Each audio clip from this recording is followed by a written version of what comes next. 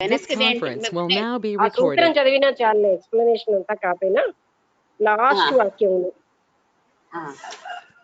గురుభ్యో నమః. Narada Bhakti Sutra, the gospel of love, written by Swami Venkatesananda. Sutra number 6 was over. అది యజ్ జ్ఞాత్వా మత్తో భవతి స్తబ్ధో భవతి ఆత్మారామో భవతి. ఒక నిమిషం, ఆంజనేయమూర్తి గారు రికార్డింగ్ ఆన్ చేసినట్లేదు. ఏంటి వసంత గారు ఏమంటున్నారు? రికార్డింగ్ ఆన్ చేసినట్లేదు ఆంజనేయమూర్తి గారు. రికార్డెడ్ అనౌన్స్మెంట్ వచ్చింది. రికార్డింగ్ అవుతున్నది అని చెప్పారు కదా.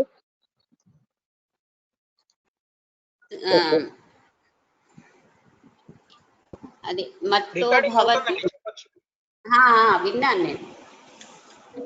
యజ్ఞాత్వా మత్తో భవతి స్తబ్ధో భవతి ఆత్మారామో భవతి. అంటే మత్తుడు, స్తబ్దుడు, ఆత్మారాముడు అంటే ఆత్మలో ఆనందించేవాడు. ఏది తెలిస్తే అతను అవుతాడు, అంటే ఆ భక్తి వల్ల ఆయన అలాగవుతాడు.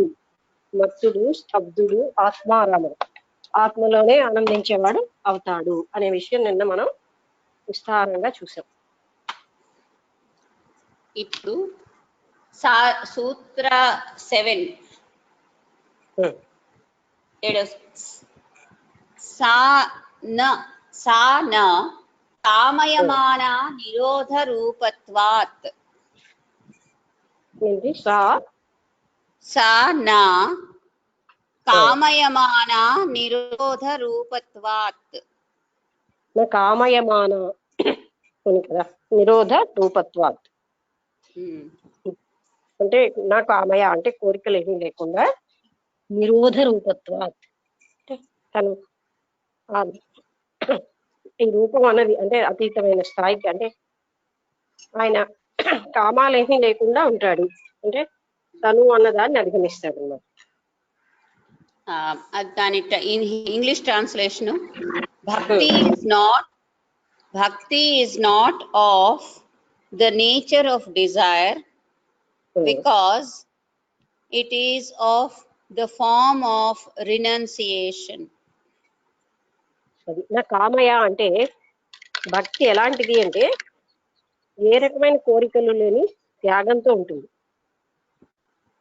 భక్తి ఎప్పుడు కామరూపంలో ఉండదు, అంటే కోరికలతో ఉండదు, త్యాగంతో ఉంటుంది. This could well have followed the third sutra.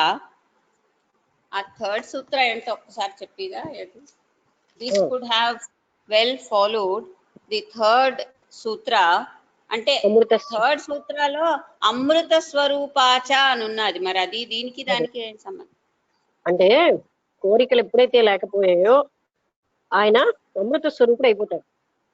అంటే అమృత స్వరూపుడు అంటే మృత్యువు లేని స్థితికి, ఈ కోరికలు ఎప్పుడైతే లేకపోతే దానికి శుద్ధాంతఃకరణం ఉంది, ఆయన ముక్తుడైపోయాడు. ముక్తుడైన వాడు ఎలా ఉంటాడు? అమృత స్వరూపంతో ఉంటాడు. అంటే తనకి ఆత్మస్వరూపంలో ఉన్నవాడికి మృత్యు లేదు కదా. ఫార్ ఫైన్ భక్తి ఫర్దర్, అది ఇంకా ఫైన్ భక్తి ఇంకా కలిగి ఉంటాడు ఆయన. ఏ కోరికలు లేకపోతే పూర్తి ప్రేమే ఉంటుంది అక్కడ. But the Indian sage is a great psychologist. Indian sage ఎలాంటి వాడంటే మంచి మానసిక తత్వవేత్త. అంటే ఇండియన్ మహాత్ములందరూ మానసిక తత్వవేత్తలు అని చెప్తున్నారు. He is a past master in the technique of advertisement. Past, he is a past PAST MASTER, past master. అంటే ఆయన గొప్ప గురువు అన్నమాట.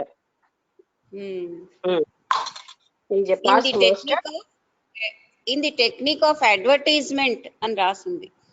ఇక్కడ అడ్వర్టైజ్మెంట్ అంటే ఆ ఇతరులకు కూడా బాగా తెలియడానికి ఆయన ఒక మంచి మాస్టర్ అన్నమాట. గురువు అంటే ఏ విషయమైనా సరే ప్రతి ఒక్కరికి తెలియజేసేటట్టుగా ఉంటాడు. After giving a couple of positive definitions of bhakti, he goes off, off, he goes off at a tangent to enumerate the glorious fruits of devotion.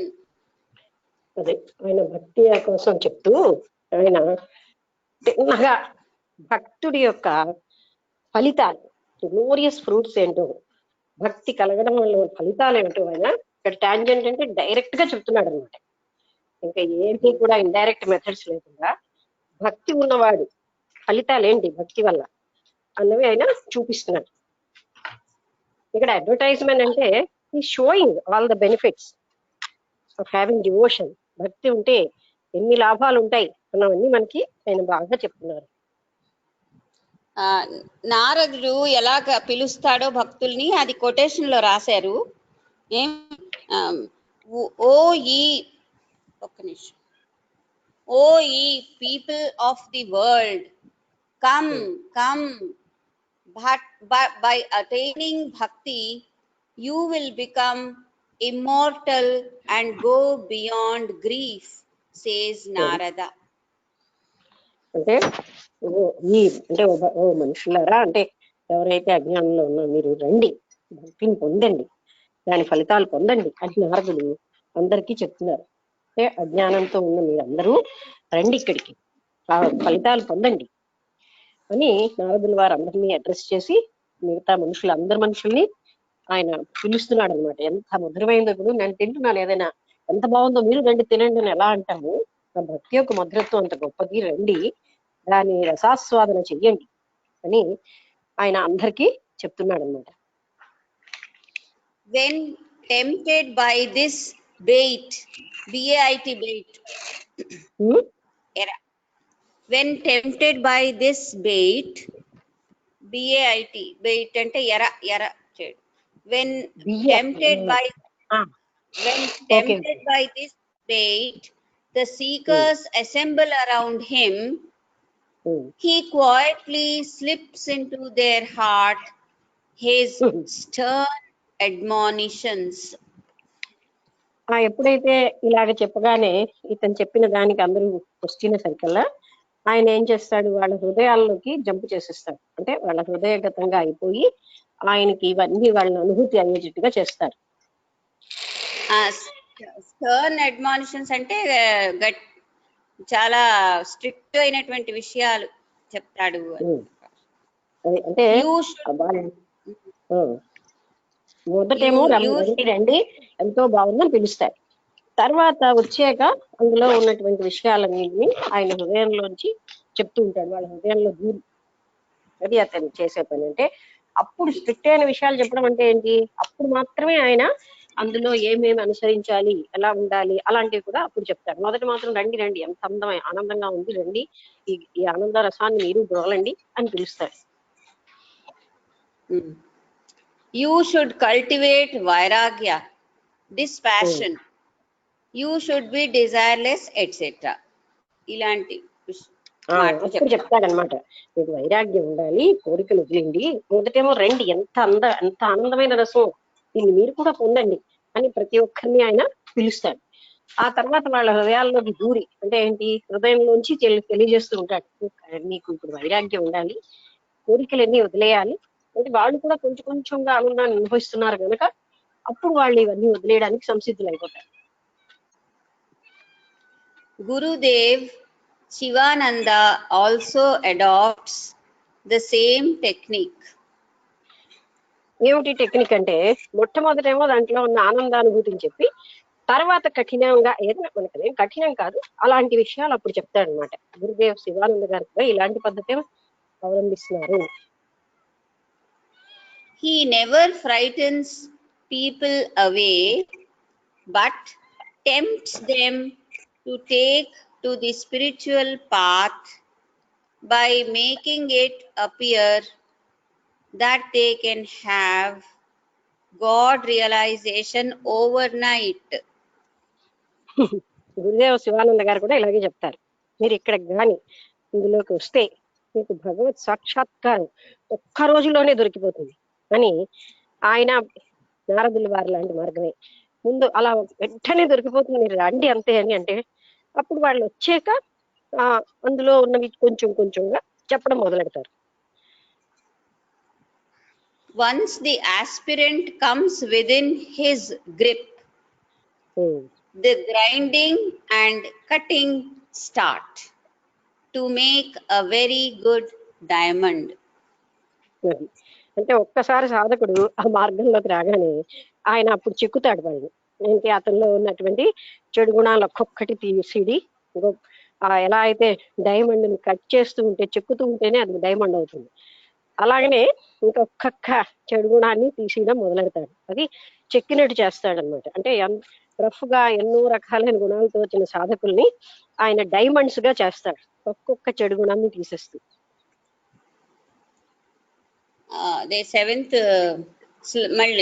Seventh సూత్ర మళ్ళీ ఇక్కడ రిపీట్ అవుతున్నది. స నా కామయమాన నిరోధ స నా కామయమాన అన్న వర్డ్స్ ని ఎక్స్ప్లెయిన్ చేస్తున్నారు. సారీ, నా దీర్ఘం పెట్టకు. నా కామయమాన, నా అని దీర్ఘం ఉందా? ఉండు, తెలుగులో రాసున్నది నేను చదివాను. లేదు. ఎందుకు లేదంటే అక్కడ నా అంటే లేదు అని అర్థం. నా కామయమాన అంటే కామ అంటే కోరికలేమి లేకుండా అన్నదానికి అక్కడ సంస్కృతంలో దాన్ని అలా వేడిగా చెప్తారు, కానీ అంటే చూపిస్తారు, కానీ నా కామయమాన అని చదివితే దాని అర్థం క్లియర్ గా వస్తుంది. అంటే కోరికలేమి లేకుండా ఉంటాడు. అచ్చా, ఇది నేను అలా అనుకున్నాను. ఇది తులసీదాస్ తాలూకా అది సేమ్ టైప్ కొటేషన్ రాశారు, అది చాలా కామయ అది అనుకున్నాను. ఇందులో ఏం రాస్తుందంటే సన్ న కామ కామయ కామయ కామయామాసన అనేదో రాస్తుంది. కామయాసన అనేదో రాస్తుంది. As it is well said saint Tulsidas అని. అదే అయి ఉంటుందేమో. కొన్ని ప్రింటర్స్ ఉన్నాయి. అంటే ఇదే విషయాన్ని తులసిదాస్ కూడా చెప్పొచ్చు కదా. ఎవరికైతే భక్తి ఉంటుందో వాళ్ళకి కామవాసనలన్నీ పోతూనే ఉంటాయి, వదిలేయాలి కూడా. అది where there is kama there is no Rama, where there is Rama there is no kama. మనం కూడా అంటాం కదా, రాముడు ఉన్న దగ్గర కాముడు ఉండడు, అంటే కోరికలు ఉండవు. కాముడు ఎక్కడైతే ఉంటాడో, కోరికలు ఎక్కడైతే ఉంటాయో అక్కడ భగవత్ సాక్షాత్కారం కానీ అలాంటి భగవంతుడి సాంగత్యం కానీ దొరకదు, కోరికల్లోనే మునిగిపోతాం. అవిద్య, కామ అండ్ కర్మ, this is this universal threefold categorization of Godhead's involution in samsara. అవిద్య, కామ, మూడవది కర్మ.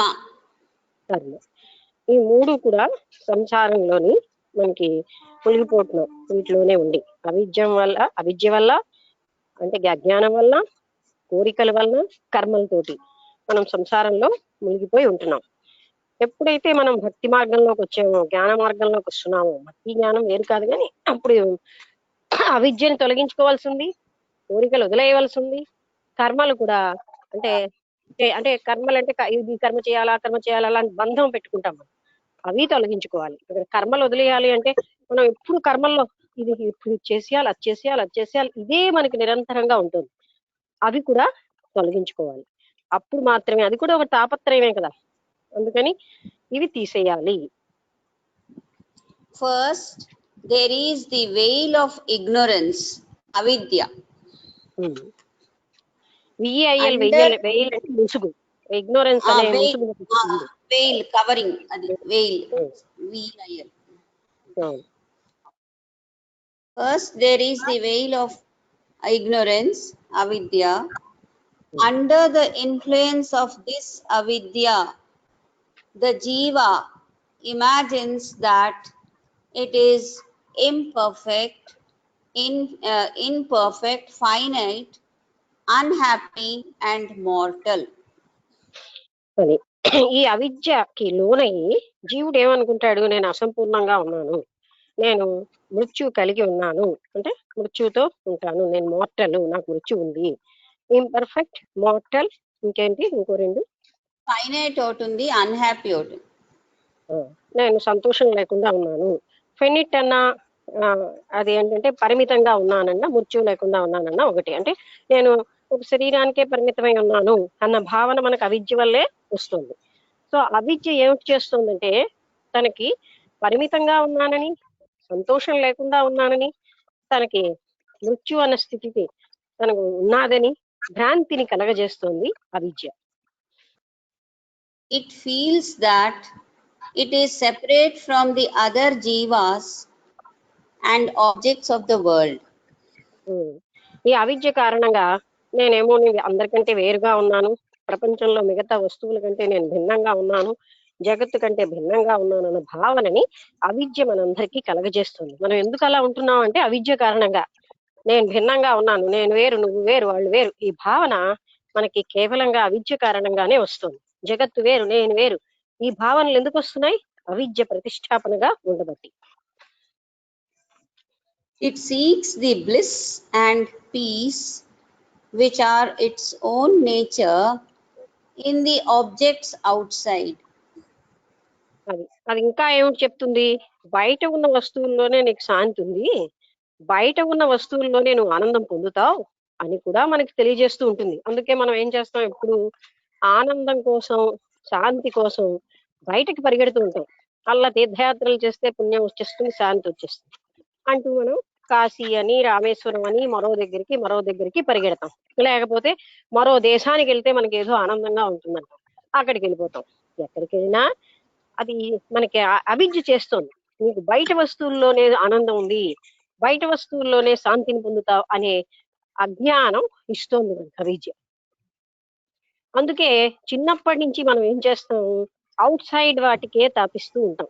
అది అందరూ కూడా ఎక్కువ మంది ఏం చేస్తారంటే బయట ఉన్న వాటి కోసమే తప్పిస్తారు. బయట వస్తువులు, అబ్బాయి ఈ వస్తువు పొందితే నేను ఆనందంగా ఉంటాను అంటూ ఆ వస్తువుల కోసం, ఈ కారు ఉంటే నేను ఎంత ఆనందంగా ఉంటాను, ఈ ఇల్లు ఉంటే నాకు ఎంత బాగుంటుంది, ఈ రకమైన వస్తువులు ఉంటే నేను ఎంత హాయిగా ఉంటాను అనుకుంటూ అన్నిటినీ, అసలు ఎందుకంటే ఇవన్నీ సంపాదిస్తున్నాము ఆనందం కోసం, బయట వస్తువుల్లో ఉంది అనే భ్రాంతిని కలగజేస్తుంది అవిద్య. Kama, that is desire for objects, arises. అది అందుకోసం ఏంటంటే ఎప్పుడైతే బయట వస్తువుల్లో ఆనందం, శాంతి ఉందో అవి పొందాలన్న కోరిక కూడా ఉద్భవిస్తుంది. అవును, మనం అవన్నీ పొంది ఆనందాన్ని, శాంతిని పొందాలి అనే కోరిక అప్పుడు ఉద్భవిస్తుంది. ఎందుకు? ఫెయిత్ ఉంది మనకి. ఏం ఫెయిత్? విశ్వాసం. బయట వస్తువులే మనకి తృప్తిని, ఆనందాన్ని, శాంతిని ఇస్తాయని. అందుకని కోరిక మొదలవుతుంది, అవి పొందియాలి. For the fulfillment of kama, the jiva engages itself in various activities, that is karma.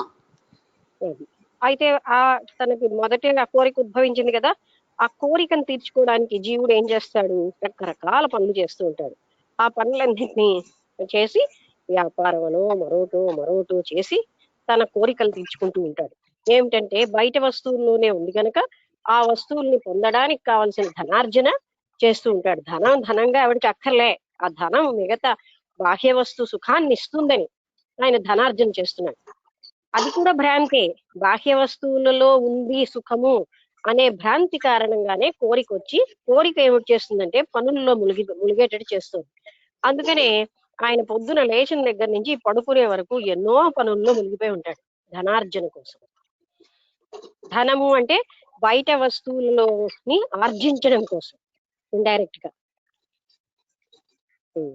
This then is the triple walled prison in which the jiva is incarcerated or imprisoned. అంటే జీవుడు ఈ మూడింటితోటిను ప్రిజన్ అంటే కారాగారం, తన కారాగారాలు తనే చేసుకుని మూడింటిలోని ఆయన బందీకృతుడైపోయాడు. ఏమిటా మూడు అంటే, ఒకటే ఏంటంటే ఆ విద్యతోటి, కామంతో, పనులతోటి, ఆ కామాన్ని తీర్చుకునేటటువంటి కార్యక్రమాలతోటి బంధీకృతుడైపోతుంటాడు. తన బంధం తనే పెట్టుకుంటున్నాడు. there are only 3 open doorways to this, but all the 3 lead to hell. అవి లీడ్ టు హెల్ They నరకానికి all దారి lead. అదే 3 రకాలైన ద్వారాలు ఉన్నాయట, ఓపెన్ డోర్వేస్. ఆ 3 కూడా నరకానికే దారి తీసేటటువంటి ఉన్నాయట.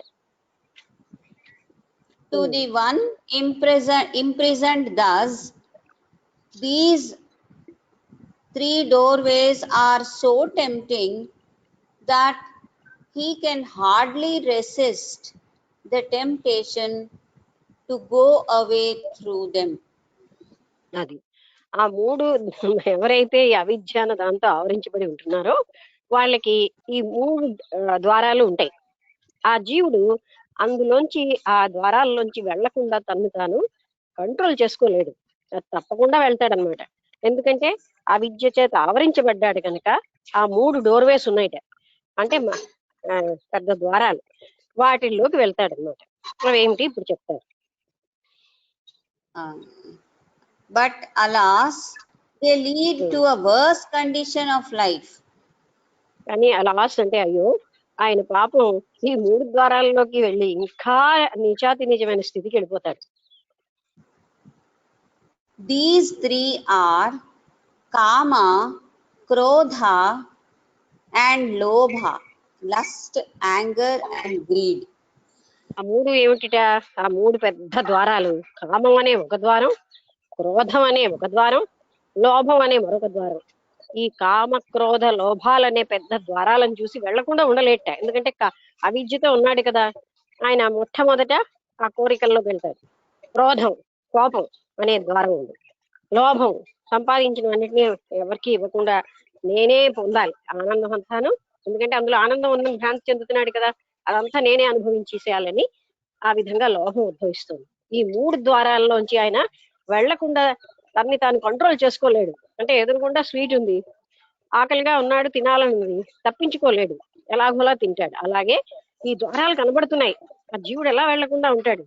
అందుకని వెళ్తాడు. కామంలోకి వెళ్తాడు, క్రోధంలోకి వెళ్తాడు, లోభంలోకి వెళ్తాడు. ఇక్కడ కొంచెం అందంగా చెప్పారు, అద్భుతంగా. The wise one, however, resists this temptation and breaks through the triple wall on the 4th side. ఆయన ఏం చేస్తాడు? జ్ఞానం ఉన్నవాడు ఈ టెంప్టేషన్ నుంచి తన్ని తాను నిరోధించుకోగలుగుతాడు.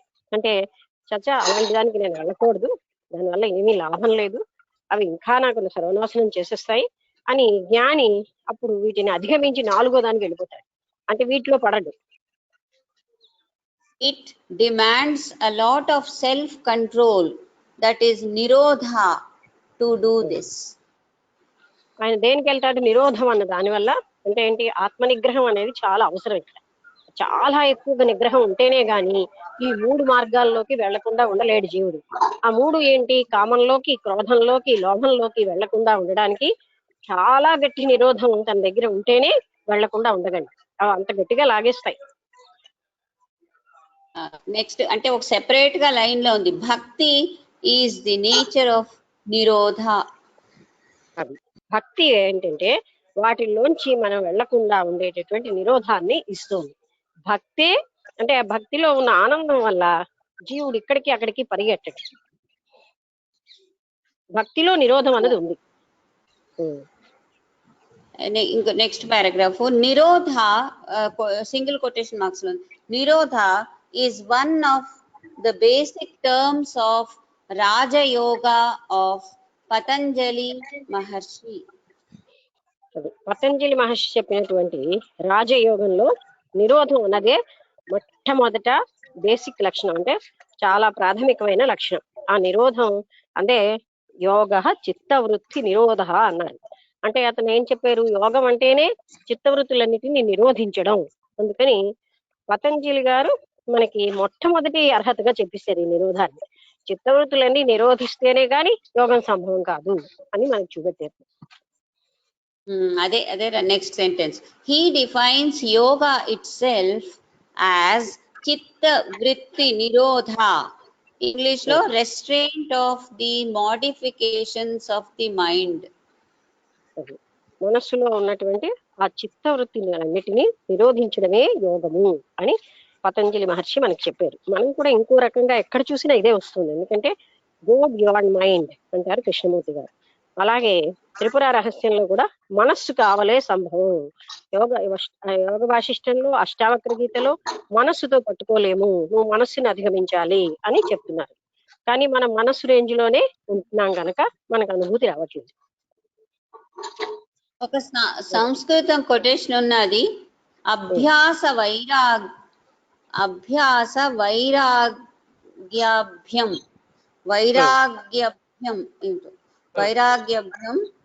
తన్నిరోధ.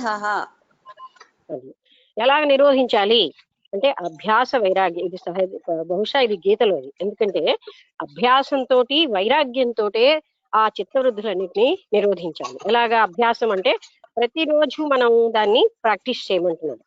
తర్వాత వైరాగ్యం ఏంటి? వైరాగ్యం అంటే మనం త్రిపుర రహస్యంలో దోష బుద్ధిని జ్ఞాపకం చేసుకోమంటారు. ఇవన్నీ దోషయుక్తంగా ఉన్నాయి, వీటిని ఏ సుఖాన్ని అనుభవించినా అది బాధని కలగజేస్తుంది అనే దోష బుద్ధితోటి మనం వైరాగ్యాన్ని అవలంబించాలి. అందుకని అభ్యాస వైరాగ్యముల వల్ల చిత్త వృత్తిని నిరోధించగలము అని చెప్తున్నారు. తత్ నిరోధ అంటే తన్ నిరోధ అవుతుంది. నేను ఆ గీతలో అదే శ్లోకం చదివాను. ఆ కృష్ణుడు ఈ మనస్సు చంచలం అంటే అసంశయం మహాబాహో మనో దుర్నిగ్రహం చలం. తర్వాత అభ్యాసేన తు కౌంతేయ అభ్యాసేన ఏదో వైరాగ్యేణ చ గృహ్యతే అని రాసింది. అంటే సేమ్ చాలా కష్టమైనది మనస్సును నిగ్రహించడం. అభ్యాసంతో వైరాగ్యంతో మనం దాన్ని చాలా అంటే ఇది మహా కష్టమైంది ఈ మనస్సుని, ఈ చిత్తవృత్తులు నిరోధించడం. అందుకని కౌంతేయ అర్జున, నువ్వు అభ్యాసంతో వైరాగ్యంతో దీన్ని నిరోధించు. అందుకని ఇది గీతావాక్యమే అని చెప్తారనమాట. ఇందులో కూడా ఇది వాక్యానికి English meaning, the mind is controlled by practice and dispassion. Dispassion అంటే వైరాగ్యం. The mind can do only two things, either think of various objects through vikshepa shakti or sleep through avarana shakti. Adok sentence. The mind can do only two things, either think of various objects through vikshepa shakti or sleep through avarana shakti.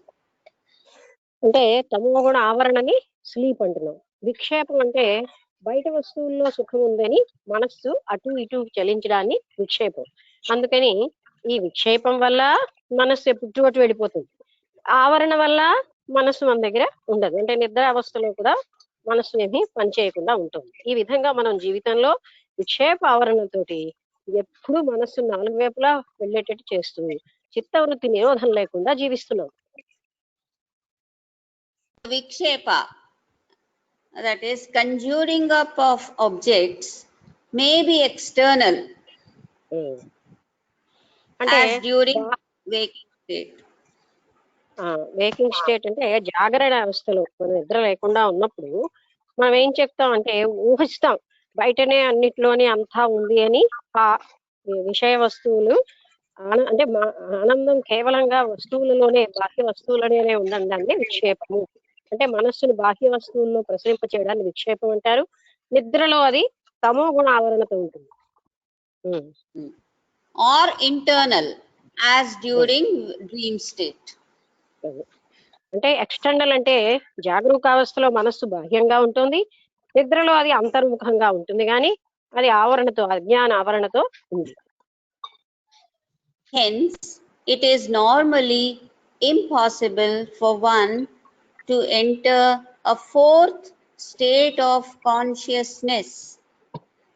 అందుకని ఈ రెండిటితోటి అంటే వీటన్నిటితోటి నిండిపోయినటువంటి వ్యక్తికి ఈ నాలుగోదైనటువంటి ఆ ఆత్మ చైతన్యాన్ని పొందడం కష్టంగా ఉంటుంది. ఎందుకంటే అతనికి వీటిల్లో మునిగిపోయి ఉంటాడు. బయట ఉన్న వాటిల్లోనే పొందాలి అనే యాక్టివిటీ తోటి, తర్వాత కామంతో, అజ్ఞానంతో, దానివల్ల ఆయనకి ఆత్మ చైతన్య స్థితి రాదు. This is the problem that faces the aspirant who begins to restrain the vrittis of the mind. అది ఎవడైతే చిత్తవృత్తులను నిరోధించాలనుకుంటూ ఉంటాడో ఆయనకి సమస్యలన్నీ రావడానికి ఇది కారణం.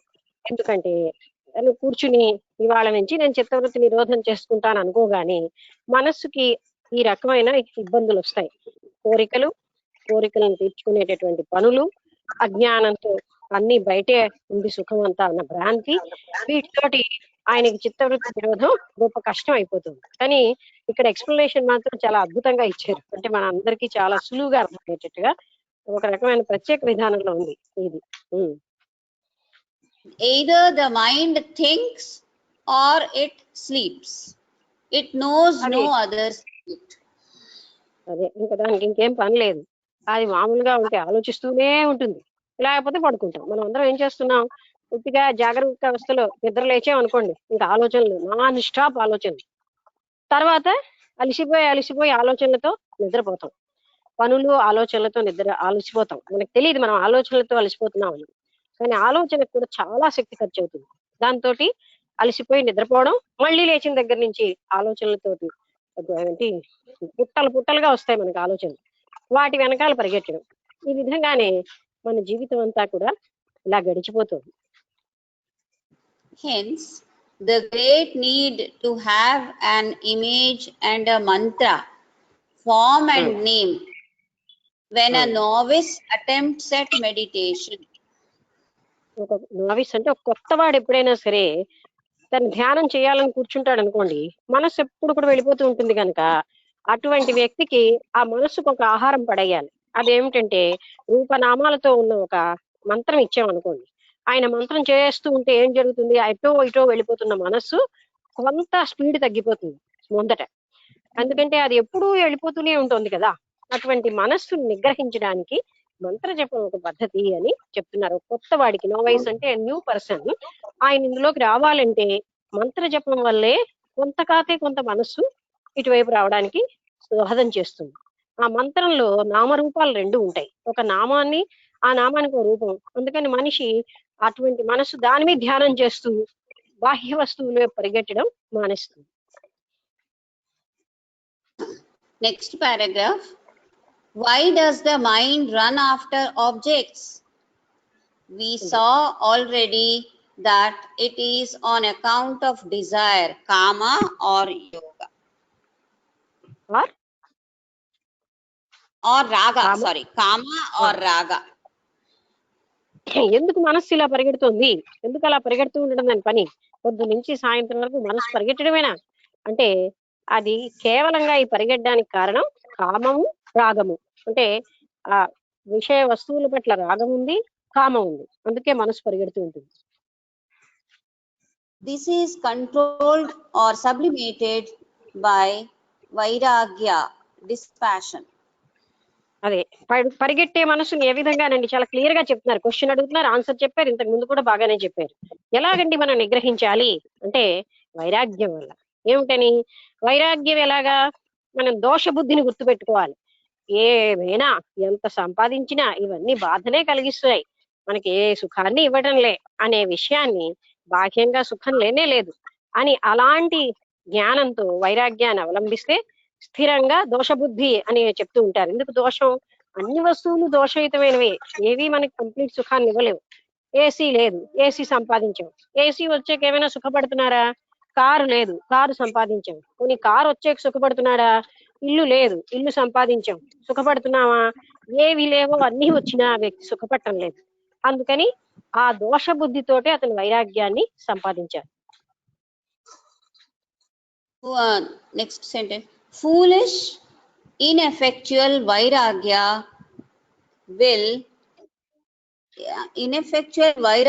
will through violent inhibition lead eventually to adverse reactions.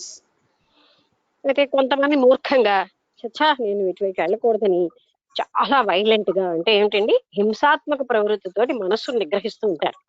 దానివల్ల ఏంటంటే వాళ్ళకి యాడ్వర్స్ రియాక్షన్స్, అంటే చాలా బాధాకరమైన ఫలితాలు వస్తాయి. ఎవడైతే మనస్సుని హింసాత్మకమైన ప్రవృత్తితో నిరోధిస్తూ ఉంటారో, ఇప్పుడు చూడండి, గాలిని గట్టిగా మనం ప్రెషర్ తోటి పెట్టేశాం, తప్పమని బయటకు వస్తుందండి. అలాగే హింసాత్మక ప్రవృత్తులతో వైరాగ్యాన్ని పాటిస్తే దుఃఖదాయకమైన పరిస్థితులు వస్తాయి. అంటే ఏంటి, ఇంకా అధోగతికి వెళ్ళిపోతూ ఉంటాం. ఒక్కసారి నిరోధించేస్తే, ఇవాళ నేను ఉపవాసం చేయాలి, తినాలనే ఉద్దేశం ఉన్నా గట్టిగా నిరోధిస్తున్నాను. ఉపవాసానంతరం ఏం చేస్తుందండి, మనసు వెంటనే ఆ పిండం మీదకి దూకుతుంది. ఇప్పుడు చూడండి, చాలా మంది స్వామి అయ్యప్ప దీక్షలు అంటారు, వాళ్ళకి డ్రింకింగ్ ఉంటుంది, స్మోకింగ్ ఉంటుంది, మరి అన్ని రకాలు ఉంటాయి. కానీ ఆ టైంలో వాళ్ళు గట్టిగా నిరోధించుకుని ఇంకా అక్కడి నుంచి పూర్తిగా ఇక్కడికి చేరకుండానే వాటి మీదకి దూకుతారు. మనసు ఏం చేస్తుంది, అలా గట్టి నిరోధం వల్ల మరికొంచెం ఎక్కువగా అనుభూతి చెందేటట్టు చేస్తుంది. అందుకని యాడ్వర్స్ కండిషన్స్ అంటారు. అంటే ఇంతకు ముందు కంటే లేని నిగ్రహం కోల్పోతారు. Therefore, Gurudev Sivananda exhorts us to cultivate Viveka Purva Vairagya, that is dispassion based on discrimination. అందుకే మనకి ఎలాంటి వైరాగ్యాన్ని అభ్యసించాలని శివానంద గారు కూడా చెప్తున్నారంటే, వివేకపూర్వకమైన, అదే దోషబుద్ధితో గుర్తుపెట్టుకోవడం అంటే వివేకపూర్వకమైనటువంటి వైరాగ్యం. ఎందుకు వద్దు, అవి ఎందుకు మనం తినకూడదు, ఎందుకు తాకూడదు, ఎందుకు అనుభవించకూడదు, వాటి వల్ల మనకి ఎన్నో బాధలు వస్తున్నాయి అనేటటువంటి వివేకపూర్వకమైన వైరాగ్యం వల్ల మాత్రమే, అలాంటి వైరాగ్యమే, అది అపాయకరం కాదు. గట్టి హింసాత్మక ప్రవృత్తితో గట్టిగా అణిచేసుకుంటాం అనుకోండి, అది మళ్ళీ ఇంకా బాధాకరమైన స్థితికి దారితీస్తుంది. కనుక అలాంటి వైరాగ్యం మంచిది కాదని శివానంద గారు ఏమంటున్నారు, వివేకపూర్వకమైన వైరాగ్యం ఉండాలి. అది అన్ని చోట్ల మనకి త్రిపుర రహస్యంలో కూడా వైరాగ్యం కోసం అదే చెప్పారు. ప్రతి నిత్యము దోషబుద్ధిని, అంటే అది మనకు ఉన్నటువంటి వివేకంతో ఆలోచించుకుని వైరాగ్యాన్ని తెచ్చుకోవడం, అలాంటి వైరాగ్యమే నిలుస్తుంది. అది నెక్స్ట్ పారాగ్రాఫ్ తర్వాతది. ఆవరణ, a veil of ignorance, is torn by abhyasa or constant practice. అంటే అదే అందులోనే ఉందా, ఇది ఇంకొక సూత్రమా? Next paragraph. అభ్యాస వైరాగ్యాలతోటే ఈ ఆవరణ అంటే ఏంటి, తమోగుణ ఆవరణ నుంచి మనం బయటపడగలం. నిద్రలో మనం ఆవరణతో ఉంటాం. అది కూడా అంటే ఎప్పుడు కూడా ఒక బద్ధకిష్టికి ఎలా ఉంటుంది, నిరంతరం అందులోనే ఉండడానికి ఇష్టపడుతూ ఉంటారు. అందువల్ల అది కూడా మనం అభ్యాస వైరాగ్యాలతోటే అధిగమించాలి అని చెప్తున్నారు. Both Lord Krishna and Patanjali Maharshi are aware of the near impossibility of controlling the turbulent mind, and therefore insist on constant practice. అందుకని పతంజలి మహర్షి, శ్రీకృష్ణుల వారు కూడా ఈ టర్బులెంట్ అంటే అంత అంటే బాగా కదలికలతో, అంటే అస్తవ్యస్తంగా ఉన్న ఈ మనస్సుని కంట్రోల్ చేసుకోవడానికి అభ్యాస వైరాగ్యాలు అవసరమని వీళ్ళిద్దరూ చెప్పారు. అంటే అప్పుడు మాత్రమే దాన్ని మనం కంట్రోల్ చేసుకోగలం. Patanjali wants us to cultivate Nirodha Samskaras, habitual self control. Patanjali మహర్షి మనకి హ్యాబిచువల్ అంటే అలవాటుతో ఉన్నటువంటి నిరోధ సంస్కారాలు అంటే ఏంటి, చిత్తవృత్తి నిరోధాన్ని చేయమనేటటువంటి పద్ధతుల్నే అతను చెప్తున్నారు. అంటే హ్యాబిట్ గా ప్రాక్టీస్ చేయాలనా, హ్యాబిచువల్ గా ఉండాలి అవి, అంటే మనకి అలవాటు అయిపోవాలన్నమాట. Self control should become a habit with us. అది ఆత్మ నిగ్రహం అన్నది మన జీవితంలో ఒక భాగం అయిపోవాలి, ఒక సామాన్యమైన ఒక అలవాటుగా అయిపోవాలి. కామ sanskaras or the subtle impressions and cravings have accumulated in the mind from birth to birth since time immemorial. అంటే ఈ కామ సంస్కారాలు అన్నవి మనకి అనాది నుంచి వస్తూనే ఉన్నాయి. అంటే ఈ వాసనలు ఇది కావాలి, అది కావాలి, వీటి మీద ఈ కోరికలు అన్నవి అనాదిగా మనకు ఈ సంస్కారాలు వస్తూనే ఉంటాయి. అందువల్ల వీటిని మనం వివేకంతో జయించి వాటిలోంచి బయటపడాలి అని. We should build a counter force of nirodha samskaras of greater power in order to conquer desire. ఈ కోరికల్ని నిరోధించాలంటే నిరోధ సంస్కారాలు అంటే ఎక్కువ శక్తితో ఉన్న నిరోధం ఉన్నట్టేనే మనం కోరికలని నిరోధించగలము, అంటే జయించగలం. లేకపోతే ఈ కోరికలు అలా విజృంభిస్తూనే ఉంటాయి. అది మనకి చెప్తున్నారు వీళ్ళిద్దరూ ఏంటంటే నిరోధ సంస్కారాస్ అంటే దాన్ని నిరోధించేటటువంటి గుణాలని మనం ఎక్కువగా పొందాలి. చిత్తవృత్తులు వెళ్ళిపోతూ ఉంటే సరే వెళ్ళిపోని అంటూ దాన్ని అలాగే మరొకటి కోరికలు తీర్చుకుంటూ తృప్తి పడడం కాకుండా ఆ చిత్తవృత్తి నిరోధాన్ని చేసేటటువంటి ఉపాయాలు మనం ఆలోచించుకోవాలి. దాని తర్వాత నెక్స్ట్ పారాగ్రాఫ్ అంటే 2 లైన్ల paragraph. However hard we try,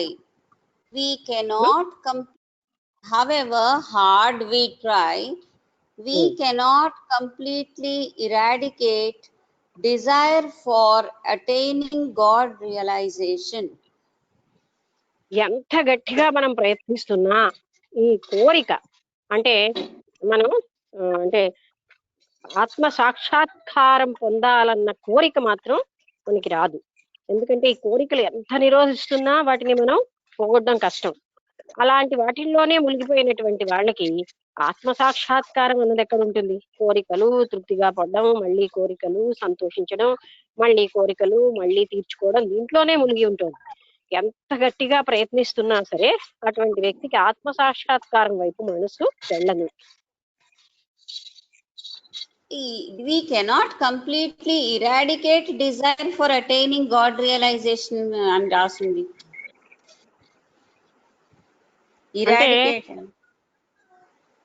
అక్కడ నేను అనుకోవడం డిజైర్స్ ని ఇరాడికేట్ చేయలేము, గాడ్ రియలైజేషన్ అన్న కోరికని ఉద్భవింప చేయలేము అన్న మీనింగ్ తో ఇక్కడ చెప్తున్నారు. You cannot completely eradicate desire. Eradicate అంటే సమూలంగా తీసి పారేయలేము కోరికని. అందుకని గాడ్ రియలైజేషన్ అనేది అవును అక్కడ కొంచెం అది కూడా సంభవం కాదు. గాడ్ రియలైజేషన్ అనేది కూడా సంభవం కాదు.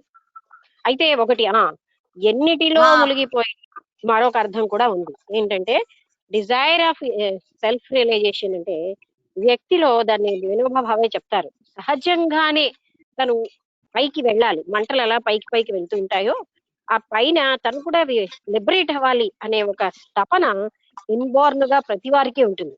అందుకని ఎలా అయినా సరే డిజైర్ ఫర్ సెల్ఫ్ రియలైజేషన్ మాత్రం పూర్తిగా తీసి పారేయలేము, అది ఎక్కడో ఉంటూనే ఉంటుంది అని చెప్పడం.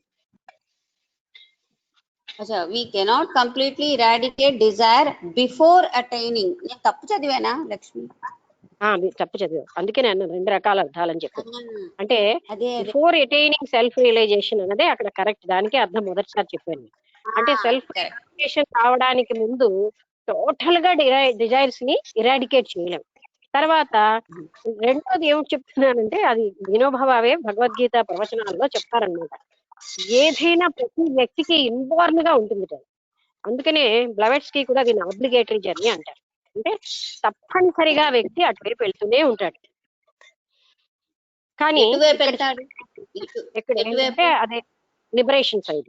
అంటే తెలుసో తెలియకో ఎన్నో అనుభూతులు చెంది ఆబ్లిగేటరీ జర్నీ అంటే తప్పనిసరి ప్రయాణం అన్నారు. అంటే తప్పనిసరిగా అంటే వేలాది కోట్లాది జన్మలైన వ్యక్తి అందులోంచి ఈ రకమైన కోరికల్లోంచి విముక్తి చెంది ఆ సెల్ఫ్ రియలైజేషన్ సైడ్ వెళ్తాడు. ఎందుకు? ఆయనకి అది ఇన్బోర్న్ గా ఉంటుంది. ప్రతి వ్యక్తికి కూడా ఇప్పుడు ప్రతి వాళ్ళు ఈ జ్ఞానం ఎందుకు వింటూ ఉంటారు? ఎవరైతే కోరికలతోని కామక్రోధ మద మోహ లోభ మాత్సర్యాలతో నిండి ఉంటారో వాళ్ళకి నచ్చదు. కానీ మిగతా వాళ్ళందరికీ ఈ జ్ఞానం కావాలన్న తపన ఉంటుంది. ఎందుకంటే తన్ను తాను విముక్తుని చేసుకోవాలన్న తపన ప్రతి ఒక్కరికి ఇన్బోర్న్ గా ఉన్నది. తర్వాత this is revealed by Krishna. Bhagavad Gita శ్లోకం అవుతుంది, విషయా వినివర్తంతే నిరాహారస్య దేహినః రసవర్జం రసోప్యస్య పరం దృష్ట్వా నివర్తతే. అని ఉంది. అంటే ఈ విషయాలు యోగికి ఎలా అంటే విషయాన్ని వినేతంటే అంటే విషయాల నుంచి ఆయన విముక్తుడైపోయి ఆ రసమైన అంటే ఎంతో రసపూరితమైనటువంటి ఆ స్థితికి ఆయన వెళ్తాడు. వీటిలో రసం ఉన్నదని వీటిలోనే ఆయన ఉంటున్నాడు, కానీ వీటిలోంచి విముక్తి అయ్యి అసలైనటువంటి అటువంటి స్థితికి వెళ్తాడు అని నేను బ్రీఫ్ గా చెప్తున్నాను. ఓకే, అదే రాసి when we starve the senses అంటే దాని మీనింగ్ రాశారు. When we starve the senses the mind seems to turn away from the objects. అంటే ఈ ఇంద్రియాలకి వాటి సుఖాన్ని అందజేయలేదు, ఏదో తినాలని ఉంది, అదే పదే పనిగా దానికి ఇవ్వమనుకోండి, కొంతకాలానికి అది గట్టిగా కావాలని కోరడం తగ్గిస్తుంటే రోజు ఇస్తున్న కొద్దీ మరి కొంచెం పెరుగుతుంది, మరి కొంచెం అగ్నికి ఆజ్యం పోసినట్లే ఉంటాయి, డిజైర్ ని ఫుల్ఫిల్ చేస్తుంటే మరో డిజైర్ వస్తుంది. అలాగే ఇంద్రియ సుఖాలు కొంచెం ఇవ్వడం తగ్గించేస్తే అప్పుడు ఆ ఇంద్రియ సుఖాల నుంచి బయటకి పడతాము. But it is only when we see or realize the supreme that even the taste for objective enjoyment vanishes. అది అంటే ఎప్పుడైతే మనం ఆ పరమానంద స్థితిని కొంచెమైనా అనుభూతిలోకి వస్తుందో అప్పుడు ఈ కోరికలు కొంచెం అంటే కావాలి అన్న స్థితి నుంచి మనం తొలగిపోతాం. ఇంకా వీటిని అనుభవించాలి, ఈ బాహ్యమైన వాటిల్లోనే సుఖం ఉంది, వాటినే పొందాలి అన్న దాంట్లోంచి మనం బయటపడతాం. ఆ పరమానంద స్థితి అనుభవంలో ఈ బాహ్య వస్తువుల యొక్క వాటిలో ఉన్న మిథ్యా ఆనందం కోసం తప్పించాం. Next paragraph, last paragraph for this sutra. This only reminds us of the extreme caution with which we ought to walk the path of self-control. అంటే ఇది మనకి మళ్ళీ చెప్పు, ఇది రిమైండ్స్ అస్, గుర్తు చేస్తోంది, ఆ పాత్ ఆఫ్ సెల్ఫ్ కంట్రోల్ అంటే ఆత్మనిగ్రహం అన్న మార్గాన్ని మనకి ఇది గుర్తు చేస్తోంది. We ought to walk the path of self-control. To borrow one of Sivananda's favorite expressions, till the end of life. అంటే శివానంద గారు చెప్పినటువంటి ఆ సెల్ఫ్ కంట్రోల్ ని మనం వీ హ్యావ్ టు బారో అంటే అప్పు తెచ్చుకోవాలి, అంటే అవి మనం అనుసరించాలి. ఏంటంటే ఆత్మ చిత్తవృత్తి నిరోధానికి ఈ పద్ధతులన్నీ మనం అనుసరించాలి. ఏంటి ఆఖరి వరకు till the end of life అని రాసి, అది till the end of life. Next sutra 8 అది రాసుకున్నాను, తెలుగులో రాసుకున్నాను, చదువుతాను. సూత్ర 8 నిరోధస్తు లోక వేద వ్యాపార న్యాసః. నిరోధస్తు లోక వేద వ్యాపార న్యాసః. వేద అంటే బాధ కలిగించేది, వ్యాపారం అంటే పనులు. అంటే మనం ఏం చేయాలి, లోకంలో బాధని కలిగించే వ్యాపారాలన్నిటి నుంచి నిరోధించుకోవాలి.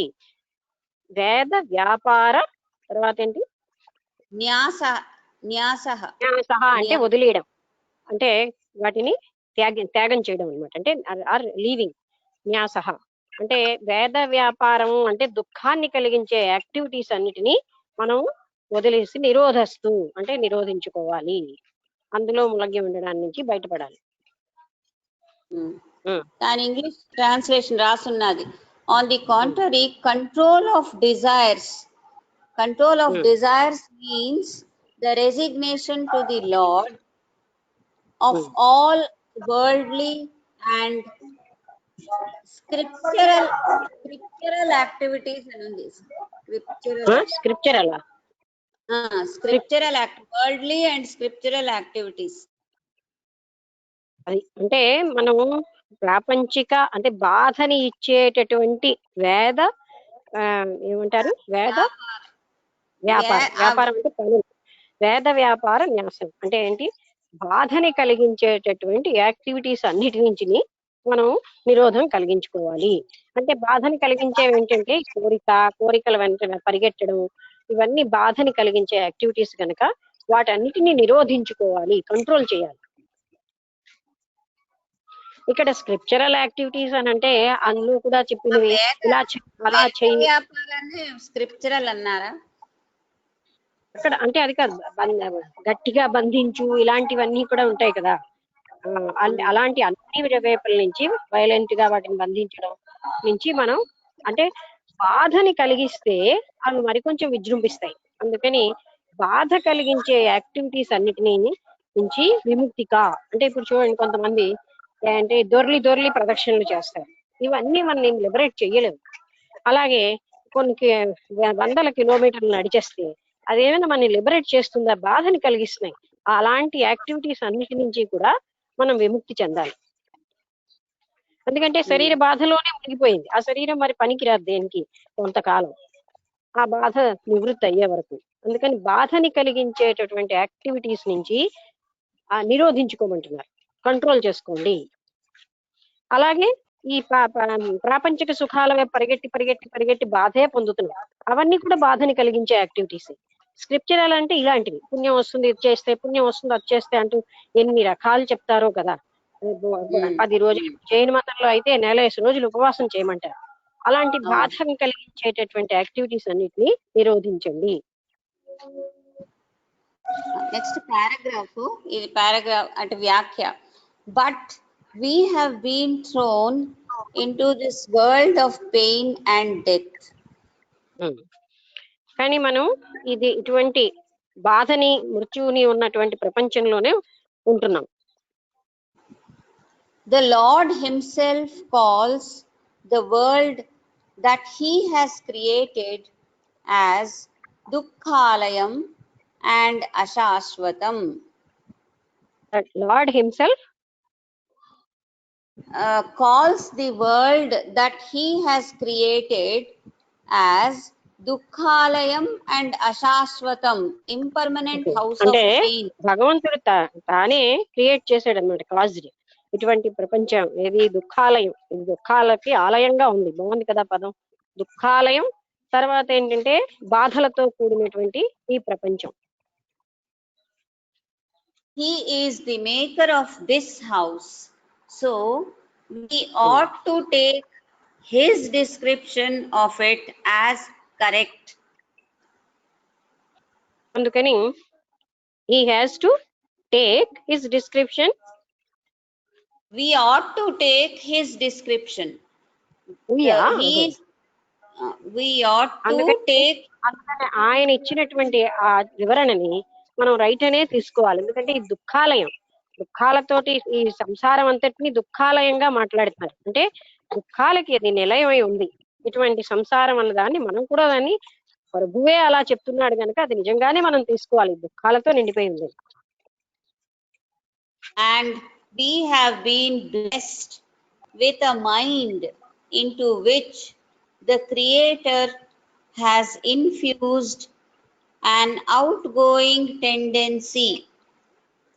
So we are మనం ఈ మనస్సు నుంచి కూడా విముక్తి చెందాలి.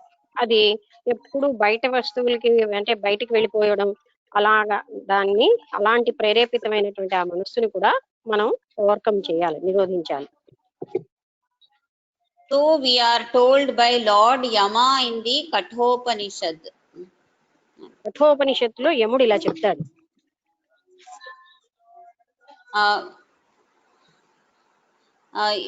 నెక్స్ట్ చిన్న సంస్కృత కొటేషన్. అనిత్యం అసుఖం లోకం ఇమం ప్రాప్య భాస్వమాం. అనిత్యం అసుఖం, ఇది ఈ లోకం ఎలా ఉంది? అనిత్యమైనది, సుఖం లేనిది. ఇమం ప్రాప్తమాం, దీన్ని నువ్వు పొంది సుఖంగా ఉండు. దేన్ని? ఆత్మజ్ఞానాన్ని పొంది. అనిత్యం అసుఖం, ఈ సంసారం అంతా కూడా నిత్యమైనది కాదు, సుఖం లేనిది. ఇమం ప్రాప్య, తర్వాత ఏంటి? ఇది భస్వాన్ రాస్తుంది కానీ ఇంగ్లీష్ చదువుగా. ఇమం ప్రాప్య, అనిత్యం అసుఖం లోకం ఇమం ప్రాప్య. నేను అనుకోవడం భజమాం అయి ఉంటుంది, భస్వమాం రాస్తుంది.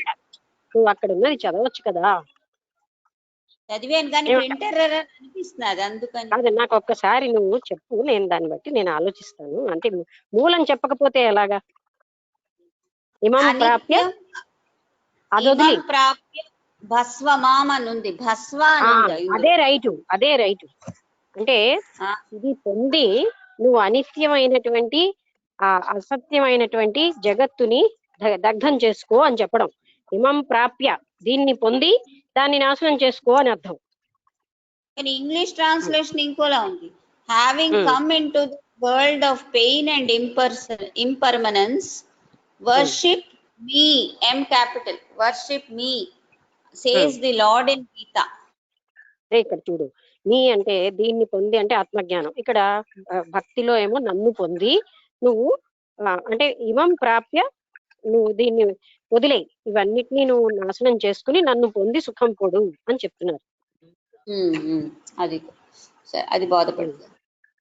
But the mind has been so created that it does not seek him but seeks happiness in external objects.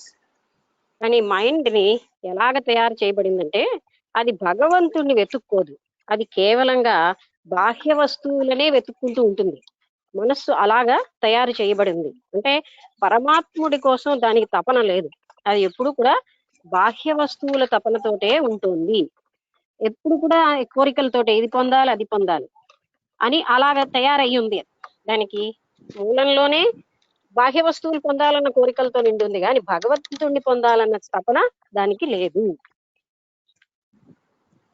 Hence, the supreme need of nirodha or self control. అందుకోసమే మనస్సు యొక్క స్వభావమే అలా ఉంది గనక సుప్రీం నీడ్ ఆఫ్ నిరోధ అంటే నిరోధం యొక్క అవసరం మనకి పడుతుంది. ఎందుకు? అది ఎప్పుడు బాహ్య వస్తువులను కోరాలన్న దాంట్లోనే ఉంది గనక ఆత్మ నిగ్రహం అన్నది అవసరము అని చెప్తున్నారు. Lord Yama eulogizes him who endeavors to turn the gaze within as a rare hero. యూలిజైజెస్ ఆ పదంకి ఏంటో మీనింగ్ చూడు. ఆ మీనింగ్ అంటే యూలజైజెస్ అంటే ప్రైజింగ్, పొగడ్డం. అది lord యమా యూలిజైజెస్ him who endeavors to turn the gaze within as a rare hero. కశ్చిత్ ధీర. ధీర అంటే ఆయన ఎవరైతే ఆ గేజ్ అంటే లుక్ అంటే గేజ్ అంటే ఏంటి, దృష్టి, అంతర్దృష్టి వస్తుందో అటువంటి వ్యక్తిని ఆయన చాలా ప్రైజ్ చేస్తున్నాడు. అంటే బాహ్య దృష్టి నుంచి అంతర్దృష్టి వచ్చిన వాడిని ధీరాహ అంటున్నాడు. ఎందుకంటే కశ్చిత్ ధీరాహ, ఎక్కడో ఒక ధీరుడు ఉంటాడు ఈ ఆత్మ నిగ్రహం కలిగిన వాడు. వీటన్నిటినీ వదిలిపెట్టి బాహ్య వస్తువులు ఏది కాదని అంతర్గతమైన దానికి అంతర్దృష్టిని తెచ్చుకున్నటువంటి అటువంటి ధీరుడిని యముడు ఎంతో పొగుడుతున్నాడు. అలాంటి వాడు చాలా దుర్లభం. Each one of us ought to strive to be that hero.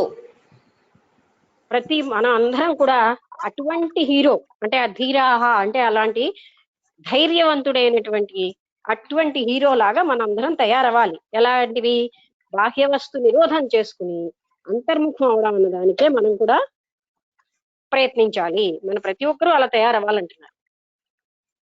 We should find the happiness and the peace that the mind seeks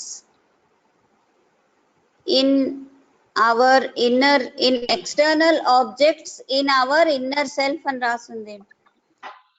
నువ్వు నీకు అర్థం కాకపోయినా నువ్వు చదివి మరి అక్కడ నువ్వేం చేస్తున్నావంటే నీకు అర్థం కాని సందేహాన్ని పెట్టడంతో క్లారిటీ తగ్గిపోతుంది. నువ్వు వదిలి అది అర్థం కాకపోతే అప్పుడు మనం చూద్దాం.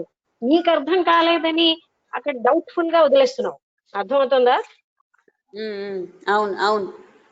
ఏం జరుగుతుంది? హైలైట్ చేసేస్తున్నావు అది. అవునా? We should find the happiness and the peace that the mind seeks in external objects in our. ఒకసారి ఆపు. ఎందుకంటే మనస్సు బాహ్య వస్తువుల్లో ఆనందాన్ని వెతుకుతున్న ఈ మనస్సు we should find, మళ్ళీ చదువు, we should find. ఇప్పుడు బాధపడింది Lakshmi. We should find the happiness. ఒకసారి నేను చెప్పనా, నీకు బోధపడినా బోధపడకపోయినా చదవడం నీ ధర్మం, అంతేనా?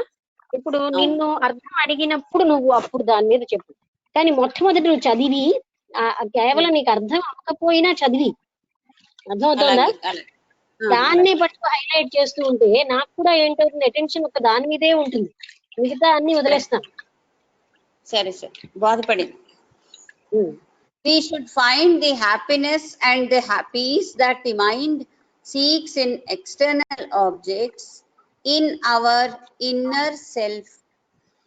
అది మనస్సు బాహ్య వస్తువుల్లో వెతుక్కుంటున్నటువంటి ఆనందాన్ని మనం అంతర్గత ఆత్మలోనే పొందాలి అని దీని అర్థం.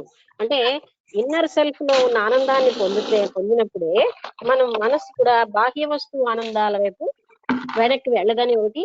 అలా బాహ్య వస్తు ఆనందాలని వెతుకుతున్న మనస్సుకి అంతర్గతమైనటువంటి ఆత్మశాంతిని, ఆత్మలో ఉన్న సుఖాన్ని, ఆనందాన్ని చూపించాలి. అంటే ఆత్మ సుఖంలోనే ఆనందంగా ఉండేటట్టు చెయ్యాలి. ఎందుకంటే సుఖమంతా లోపలే ఉంది, అది బాహ్య వస్తువుల్లోకి వెళ్ళిపోతుంది. ఓకే, ఇది ఇక్కడ అయింది. Next paragraph about nyasa. Nyasa can be interpreted in several ways. న్యాసం అనే దాన్ని ఎన్నో రూపాలుగా, ఇప్పుడు ఇట్ కెన్ బి ఇంటర్ప్రిటెడ్ అంటే దీన్ని ఎన్నో రూపాల్లో మనం వివరించగలం న్యాసం అన్న పదాన్ని. రినౌన్సియేషన్, రెసిగ్నేషన్, రెసిగ్నేషన్, రిజైనింగ్ అంటే అది కూడా వదిలేయడం, ప్రాపర్ వాల్యుయేషన్, దానికి తగినటువంటి విలువ ఇవ్వడం, అండ్ ఫైనల్ ఆఫరింగ్. అది ఫైనల్ గా ఏంటంటే దాన్ని నివేదన చేయడం. అంటే ఇప్పుడు మరొకసారి చెప్తాను. న్యాస అన్న పదానికి త్యాగం అని, వదిలేయడం అని, పూర్తిగా అంటే వదిలేయడం ఎలాగా భగవంతుడికి అర్పించడం అని, ఇలాంటివన్నీ కూడా ఉన్నాయి ఆ పదంలో. అంటే నిజానికి చెప్పాలంటే ఇవన్నీ ఒకటే. అంటే బాగా మనం వదిలేయడం ఒకటైతే భగవద్ అర్పితం చేయమంటున్నారు కర్మలన్నిటినీ, ఆ ఫలితాలను. అది ఏంటంటే ఆఫరింగ్ టు ద గాడ్. అందుకని అలా కూడా ఆ కర్మలను వదిలేస్తున్నాం, కర్మ ఫలితాలు. న్యాస అనడంలో త్యాగం అని మనం రిజైన్ చేస్తున్నాం, అంటే అంటే అది కూడా వదిలేయడం అన్న మీనింగ్. మూడోది ఏంటి? Renunciation, resignation, proper valuation and final valuation. అంటే ఒకసారి నువ్వు ఎక్కడికక్కడ చూడు. ప్రాపర్ వాల్యుయేషన్ అంటే ఏంటి? వీటిలో ఏమీ లేదు సుమా, దానికి ప్రాపర్ వాల్యూ ఇవ్వాలి. ఏంటైనా ఎలాగా అంటే ఏవైతే ముఖ్యం కాదో ఆ విలువ తెలుసుకోవాలి. ముఖ్యం కానివి పట్టుకు వెళ్లాడుతున్నాం, అందుకని ప్రాపర్ వాల్యుయేషన్ ఇవ్వాలి. అప్పుడు మాత్రమే. అందుకని ఆ ప్రాపర్ వాల్యుయేషన్ ఎప్పుడైతే ఇస్తామో త్యాగం అన్నది వచ్చేస్తుంది. అక్కర్లేని వస్తువులు పట్టుకున్నామని, వాటి విలువ లేదని మనం ఎప్పుడైతే వాటి విలువను లెక్క కట్టామో అప్పుడు కూడా మనకి త్యాగం వచ్చేస్తుంది. అంటే ఈ బాహ్య వస్తువుల్లో ఏవి విలువలేనివి అనడం వల్ల ఆటోమేటిక్ గా విలువలేని వస్తువులు ఎందుకు పట్టుకోవాలన్న భావన వచ్చేస్తుంది. అందుకని దానికి అలాంటి అర్థం కూడా ఉంది. లేదు, అన్నిటినీ పరమాత్ముడికి అర్పించే అనేది కూడా ఉంది. ఈ రకంగా 4 రకాలుగా చెప్తున్నారు. Are all implied in nyasa. Nyasa అన్న పదానికి 4 అర్థాలు ఉన్నాయని చెప్తున్నారు అన్నమాట. Next paragraph. The supreme bhakta or parabhakta completely renounces all activities calculated to bring any reward either in this world or in heaven. అది సుప్రీం భక్తుడు ఏం చేస్తూ ఉంటాడంటే, సమస్తమైనటువంటి యాక్టివిటీస్, ఈ ప్రపంచంలో సంబంధించినవి పుణ్యకర్మలు అంటే హెవెన్ అలాంటివి పొందుతాం, అలాంటివి కూడా అతను అన్నిటినీ వదిలేస్తాడు. సుప్రీం భక్తుడు చేసే పని ఏంటి? హీ కంప్లీట్లీ రినౌన్సెస్ అంటే పూర్తిగా త్యాగం చేసేస్తాడు. ఏమిటి త్యాగం చేస్తాడు? ఈ ప్రపంచానికి సుఖాలు పొందేటటువంటి పనులు, పరలోక సుఖాలు పొందే పనులు అంటే పుణ్యకర్మలు అన్ని చేస్తాం కదండి. తీర్థయాత్రలు చెయ్యి, మరో యజ్ఞం చెయ్యి, హోమం చెయ్యి, పూజలు చెయ్యి, ఇవన్నీ పరలోక సుఖాన్ని ఇచ్చే ఈ పనులు కూడా సుప్రీం భక్తుడు ఎలా అయితే సుప్రీం జ్ఞాని అన్ని వదిలిపెడతాడో, సుప్రీం భక్తుడు కూడా ఇవన్నీ వదిలిపెట్టేస్తాడు. He is one with God. ఆయన భగవంతుడితో ఒకటిగా అయిపోయాడు. ఆయనకి భగవంతుడికి తేడా లేని స్థితికి వచ్చేస్తాడు supreme Bhakta. He is ever immersed in the bliss of God. ఆయన ప్రతి నిత్యం కూడా ఆ అనంతమైనటువంటి ఆనంద స్థితిలో, భగవద్ ఆనంద స్థితిలో మునిగి ఉంటాడు. His body is looked after by God either ఆయన for the, um, either for the purpose of enabling him to do loka samgraha karma um, for the spiritual elevation of humanity. ఉమ్. చాలా పెద్ద సెంటెన్స్ ఇది, చదివి నేను విన్నారా? కొంచెం గట్టి ముక్కలుగా చదువు, నేను చేస్తాను. మొట్టమొదటి చదువుతాను. His body is looked after by God either for the purpose of enabling him to do లోక సంగ్రహ కర్మ. ఒకసారి ఇక్కడ కాదు, ఆయన శరీరం భగవంతుడి చేతే అంటే కేర్ తీసుకోబడుతుంది. లుక్ ఆఫ్టర్ అంటే ఆయన సంరక్షిస్తూ ఉంటాడు ఆయన శరీరాన్ని. ఎందుకంటే లోక సంగ్రహం కోసం, అంటే లోక క్షేమం కోసం. అంటే అటువంటి భక్తుడిని ఎందుకు అతను జాగ్రత్తగా ఉంచుతాడంటే ఆయన లోకానికి కావలసిన శుభకర్మలన్నిటినీ చేయడానికి, లోకానికి మంచి జరగడానికి భక్తుడిని చాలా జాగ్రత్తగా, భక్తుడి శరీరాన్ని భక్తుడు ప్రయత్నించడు తన శరీరాన్ని జాగ్రత్తగా రక్షించుకోవడానికి. అటువంటి కర్మలు ఆయన చేయడానికి ఇష్టపడకపోయినా పరమాత్ముడు మాత్రం భక్తుడిని చాలా జాగ్రత్తగా ప్రొటెక్ట్ చేస్తాడు. ఆయన ఉంటే లోకానికి పనికొచ్చి లోకానికి క్షేమకరమైన కర్మలు జరుగుతాయని. For the spiritual elevation of humanity. అది ఎందుకంటే మానవాళి అంతా కూడా ఆధ్యాత్మిక ఉన్నతి చెందడం కంటే పెద్ద శ్రేయస్సు లేదు లోక కళ్యాణం. అందుకే ఆయన బతికిస్తాడు. ఎందుకంటే ఆయన వలన చాలా మంది స్పిరిచువల్ ఎలివేషన్ అంటే ఉన్నత స్థాయిని, ఆధ్యాత్మికంగా ఉన్నత స్థాయి పొందుతారు. అందుకోసమనే ఆయనని రక్షించుకుంటూ ఉంటాడు భగవంతుడు. ఆ పని భక్తుల వల్ల లేకపోతే ముక్తుల వల్ల జరుగుతుంది కనుక వాళ్ళని పరమాత్ముడు ప్రొటెక్ట్ చేస్తూ ఉంటాడు అనమాట.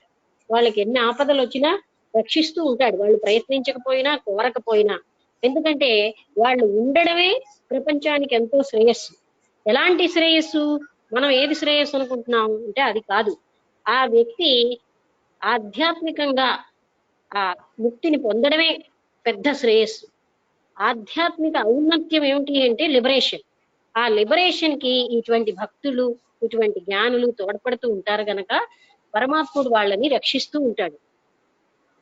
లోక క్షేమం కోసం. ఎటువంటి క్షేమం? మనం అనుకున్న క్షేమం అంటే ఏంటంటే వ్యక్తిని భౌతిక శరీరమే కాదు, ఆయన్ని అంటే మానవాళికి ఏమిటి ఉపకారం అంటే జ్ఞానులుగా చెయ్యడం కోసమే. కృష్ణమూర్తి గారు ఏం చెప్పారు? నేను ఉపన్యాసాలు ఎందుకు ఇస్తానంటే మనిషిని ముక్తుల్ని చేయడానికి, అన్కండిషనల్ గా వాళ్ళు ఏ స్థితిలో ఉన్నా వాళ్ళని నేను లిబరేట్ చేయాలన్న భావంతో నాన్ స్టాప్ గా నేను ఉపన్యాసాలు ఇస్తున్నాను, అదే నా లక్ష్యము అని చెప్తారు.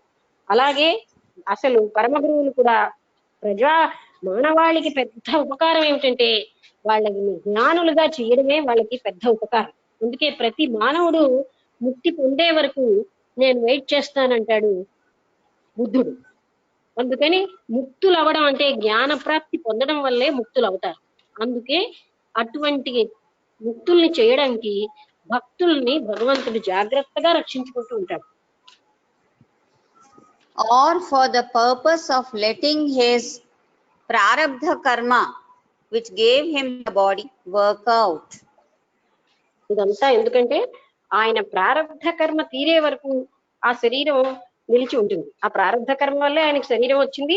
ఆ శరీరం యొక్క ప్రారబ్ధం తీరే వరకు కూడా ఆయన ఉండి పనులు చేస్తూ ఉంటారు. This is extreme self control, perfect nirodha. అదే ఎక్స్ట్రీమ్ సెల్ఫ్ కంట్రోల్ అంటే ఆ పూర్తి నిరోధం వల్లే జరుగుతుంది. అంటే ఇటువంటి స్థితి ఆయనకి తన కోసం తను చేసుకోడు. తన పనులేవి కూడా స్వార్థంగా ఉండవు. తన శరీరం యొక్క పోషణ కూడా చూసుకోడు. కానీ భక్తుడి వల్ల లోక కళ్యాణం జరుగుతుంది కనుక భక్తుడిని భగవంతుడు రక్షించుకుంటూ ఉంటాడు. Next paragraph. A step lower than that stands the highly evolved devotee who engages himself in నువ్వు the అర్థం act. చేసుకోకపోయినా చదువు. లాంగ్ సెంటెన్స్ ఉంది, ఏం చేయమన్నారు? ఎలా కట్? బ్రేక్ చేయి. A step దానికంటే low. ఒక స్టెప్ తక్కువగా ఏంటంటే ఏ స్టెప్ లోయర్ దాన్ దట్ అంటే ఆయన పూర్తిగా తన శరీరాన్నే పట్టించుకోవడం ఒక స్టెప్ అయితే, అంతకంటే తక్కువ స్టెప్ లో A step lower than that stands the highly evolved devotee who engages himself in the activities which are inevitable. అంటే బాగా పరిణతి చెందిన భక్తుడు అలాంటి యాక్టివిటీస్ లోని తప్పనిసరిగా చేయవలసినటువంటి పనుల్లో ఆయన లీనమైపోతూ ఉంటాడు. అది రెండో స్థితి. అంటే పరమ స్థితిలో ఏంటంటే భక్తుడు తన కోసం కూడా పట్టించుకోకుండా అటువంటి తన శ్రేయస్సుకు కావలసిన శరీర రక్షణార్థం కూడా ఏమి చేయడు. అప్పుడు భగవంతుడే ఆయన శరీరాన్ని రక్షిస్తాడు. అది మొదటి స్థితి. రెండో స్థితిలో ఆయన కొన్ని పనులు చేస్తాడు, తప్పనిసరి పనులు, which are inevitable in the circumstances in which he is placed. ఆయన ఎలాంటి పరిస్థితుల్లో ఉన్నాడో ఆ పరిస్థితులకు సంబంధించినటువంటి పనులు చేస్తూ ఉంటాడు, తప్పనిసరి పనులు. both secular and scriptural. శాస్త్రపరమైనవి, మతపరమైనవి, ఈ రెండు కూడా ఆయన చేస్తూ ఉంటాడు. అది రెండో స్టెప్ జ్ఞాని భక్తుడు. మొదటి స్టెప్ భక్తుడు ఏ పని చెయ్యడు, ఆయనని కేవలంగా రక్షిస్తూ ఉంటారు గురువులు, భగవంతుడు. రెండో స్టెప్ వ్యక్తి ఏం చేస్తాడు? మతపరమైనవి, శాస్త్రపరమైనవి కర్మలు, తప్పనిసరిగా చెయ్యవలసిన కర్మలు చేస్తూ ఉంటాడు.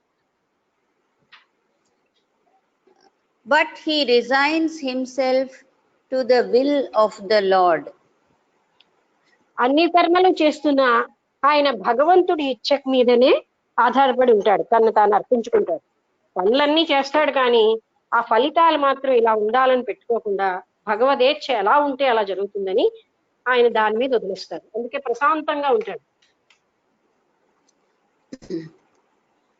He surrenders himself to God and prays, I am thine, and he prays, I am, quotations lo, I am thine, all is thine, my Lord, thy will be done.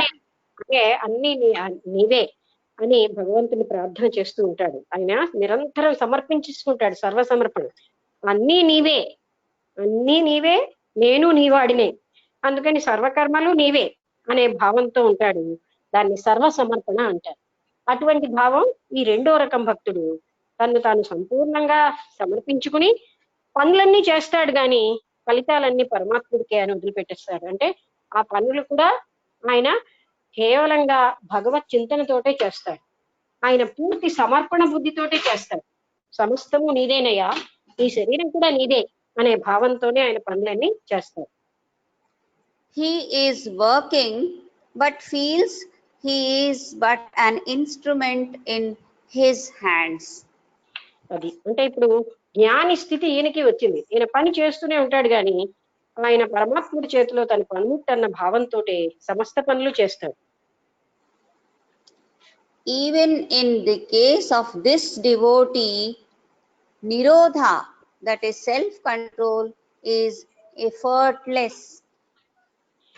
ఇటువంటి భక్తుడికి నిరోధం అంటే ఆత్మనిగ్రహం అన్నది అప్రయత్నంగానే సిద్ధిస్తుంది.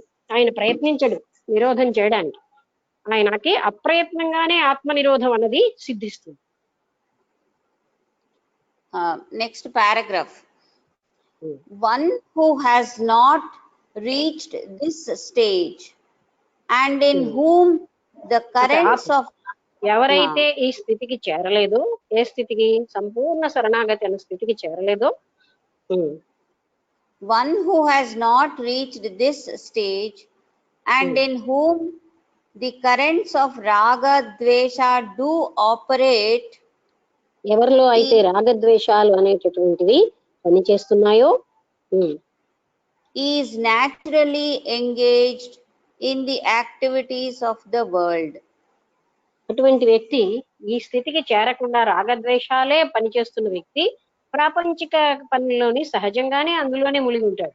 రాగద్వేషాలకి లోనయ్యాడు కనుక ప్రాపంచిక కర్మల్లో అమ్మో ఇది చాలా బాగుంది దీన్ని పొందాలి అనే కర్మల్లో, ఇది బాగులేదు దీన్ని వదిలేద్దాం అలాంటి కర్మల్లో ఆయన నిరంతరంగా లీనమైపోతాడు. He must, in order to practice self-control, that is nirodha, ఒకసారి అతను discriminate. సెల్ఫ్ కంట్రోల్ అన్నది అంటే నిరోధాన్ని ప్రాక్టీస్ చెయ్యాలంటే, అంటే ఎవడైతే రాగద్వేషాలకి లోనైపోయి ప్రపంచిక కర్మల్లో పూర్తిగా మునిగిపోతాడో అటువంటి వ్యక్తి నిరోధం అన్న దాన్ని అభ్యసించాలంటే He should discriminate and sift essentials from the non-essentials.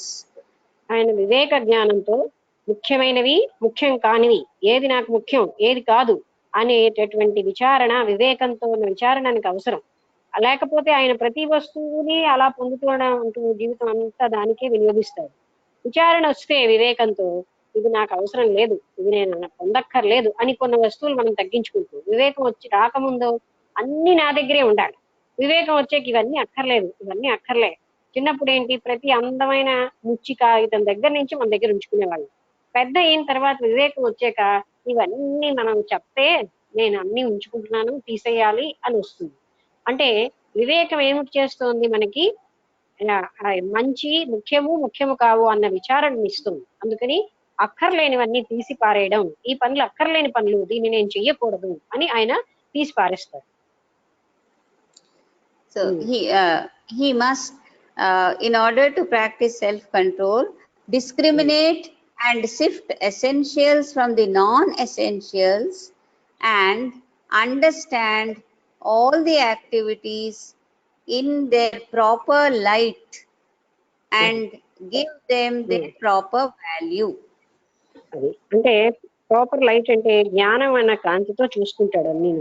ఇది ఏమిటి, ఈ పని నేను చేయడం ఎంతవరకు అవసరం, ఈ పని అంతవరకు అవసరం లేదు అని ఆయన వివేకంతో దాన్ని డిస్క్రిమినేట్ చేస్తాడు, వేరు చేస్తాడు. ఆయన ఆ విధంగా discriminate and proper light and తర్వాత ఏంటి Understand and give them their proper value.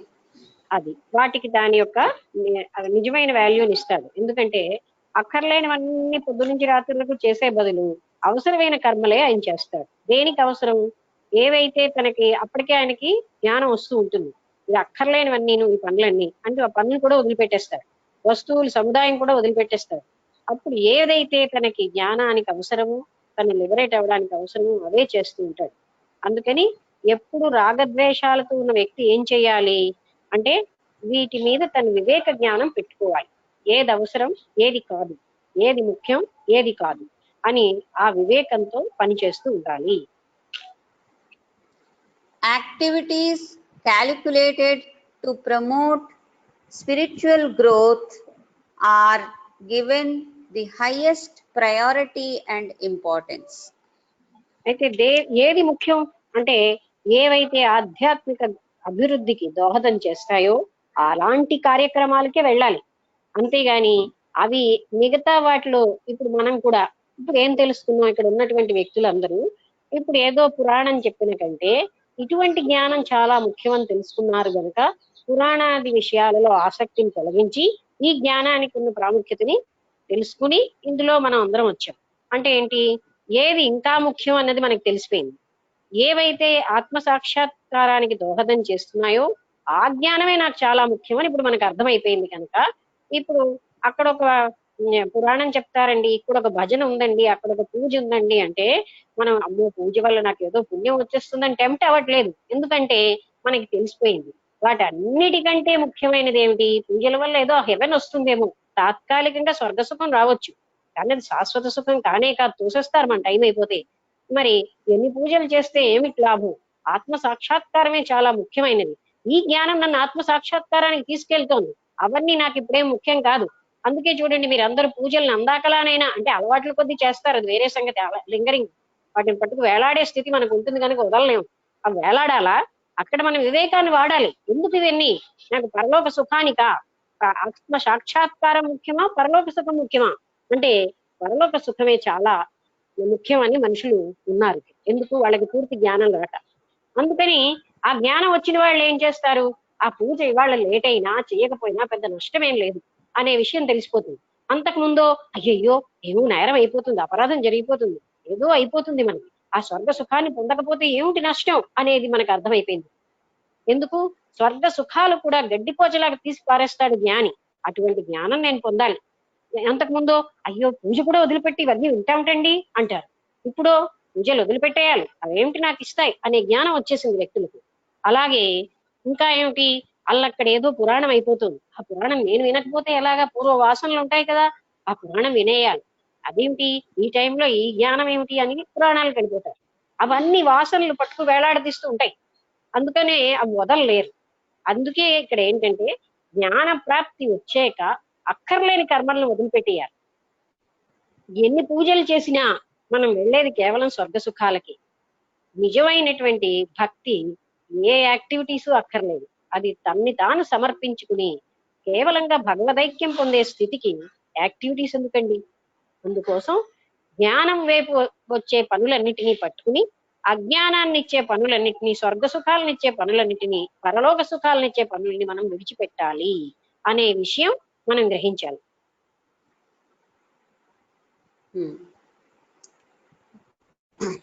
Whereas the other activities which are not neglected are performed as inevitable to the carrying on of life. అయితే జీవితం కోసం ఏదైతే తప్పనిసరో అలాంటివి మనం చేసుకుంటాం. అంటే ఫర్ ఎగ్జాంపుల్ మనం అంటే ఉదర పోషణార్థం అంటే ఏదో మన జీవితం ఉండాలి గనక దాన్ని పోషించుకోవడానికి కావాల్సినవో కొన్ని పనులు మాత్రమే చేసుకుంటూ ప్రతి పని వెనకాల మన ఆసక్తిని చూపెట్టకుండా, ఉద్యోగ కర్మ ఉంది సరే వెళ్తాం, ఉద్యోగం చేసి వస్తాం, మరో రకం వ్యాపారం ఉంది చేస్తాం, అంటే అలాంటి కర్మలు తప్ప మిగతా అన్నిటినీ వదిలేసి వ్యక్తి ఎప్పుడు ఏది అవసరమో దాన్ని చేస్తూ ఉంటాడు అనమాట. భక్తుడికి ఉన్న లక్షణం అంటే ఏం చేయాలి, చిత్త నిరోధం చేసుకోవాలి. ఏది వెరీ ఇంపార్టెంట్, అందుకనే కర్మలకి సంబంధించిన నిగ్రహం అని మనకి at the feet of the master అనే పుస్తకంలో కృష్ణమూర్తి గారు చెప్తారు. ఇది చాలా కష్టమైనది కర్మల నిగ్రహం. ఎందుకంటే ఎన్నో జన్మల నుంచి అలవాటు అయిపోయాం ఆ పూజలు చేయడానికి.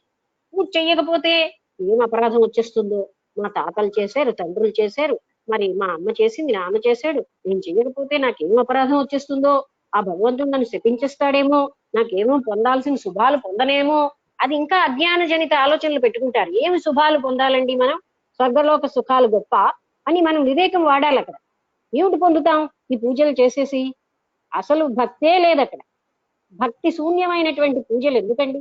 సరేనండి నేను భక్తితో లీనమైపోయి చేస్తానంటే లీనమైపోయిన వాడు పూజ చేయలేడు, యాక్టివిటీ ఉండే ఉండదు అక్కడ. పూర్తిగా తను తాను మర్చిపోతాడు, తన యాక్టివిటీసే ఉండదు, స్టేజ్కి వెళ్ళిపోతాడు. అందుకని ఇవన్నీ వాసనలండి. అందుకే కర్మలకి సంబంధించిన నిగ్రహం అనే దాన్ని చాలా కష్టం. గత కర్మలు అలవాటు అయిపోయి లాగేస్తాయి, పూజ చేయి లేకపోతే చూడు ఏంటో అయిపోతుంది. అలాగా ఇలాంటి నిగ్రహాలు చాలా మనం జ్ఞానంతో ఏవి అవసరమో ఆ కర్మలే చేసుకుంటూ అక్కర్లేని కర్మలన్నీ వదిలిపెట్టేసి ఈ టెంప్టేషన్స్ అన్నిటినీ జ్ఞానంతో అధిగమించాలండి. అమ్మో నేను ఇవాళ పూజ చేయకపోతే ఎంత నష్టం, ఏమిటి అయిపోతుందో మన ఇంటికి, అలాగైపోతుందండి.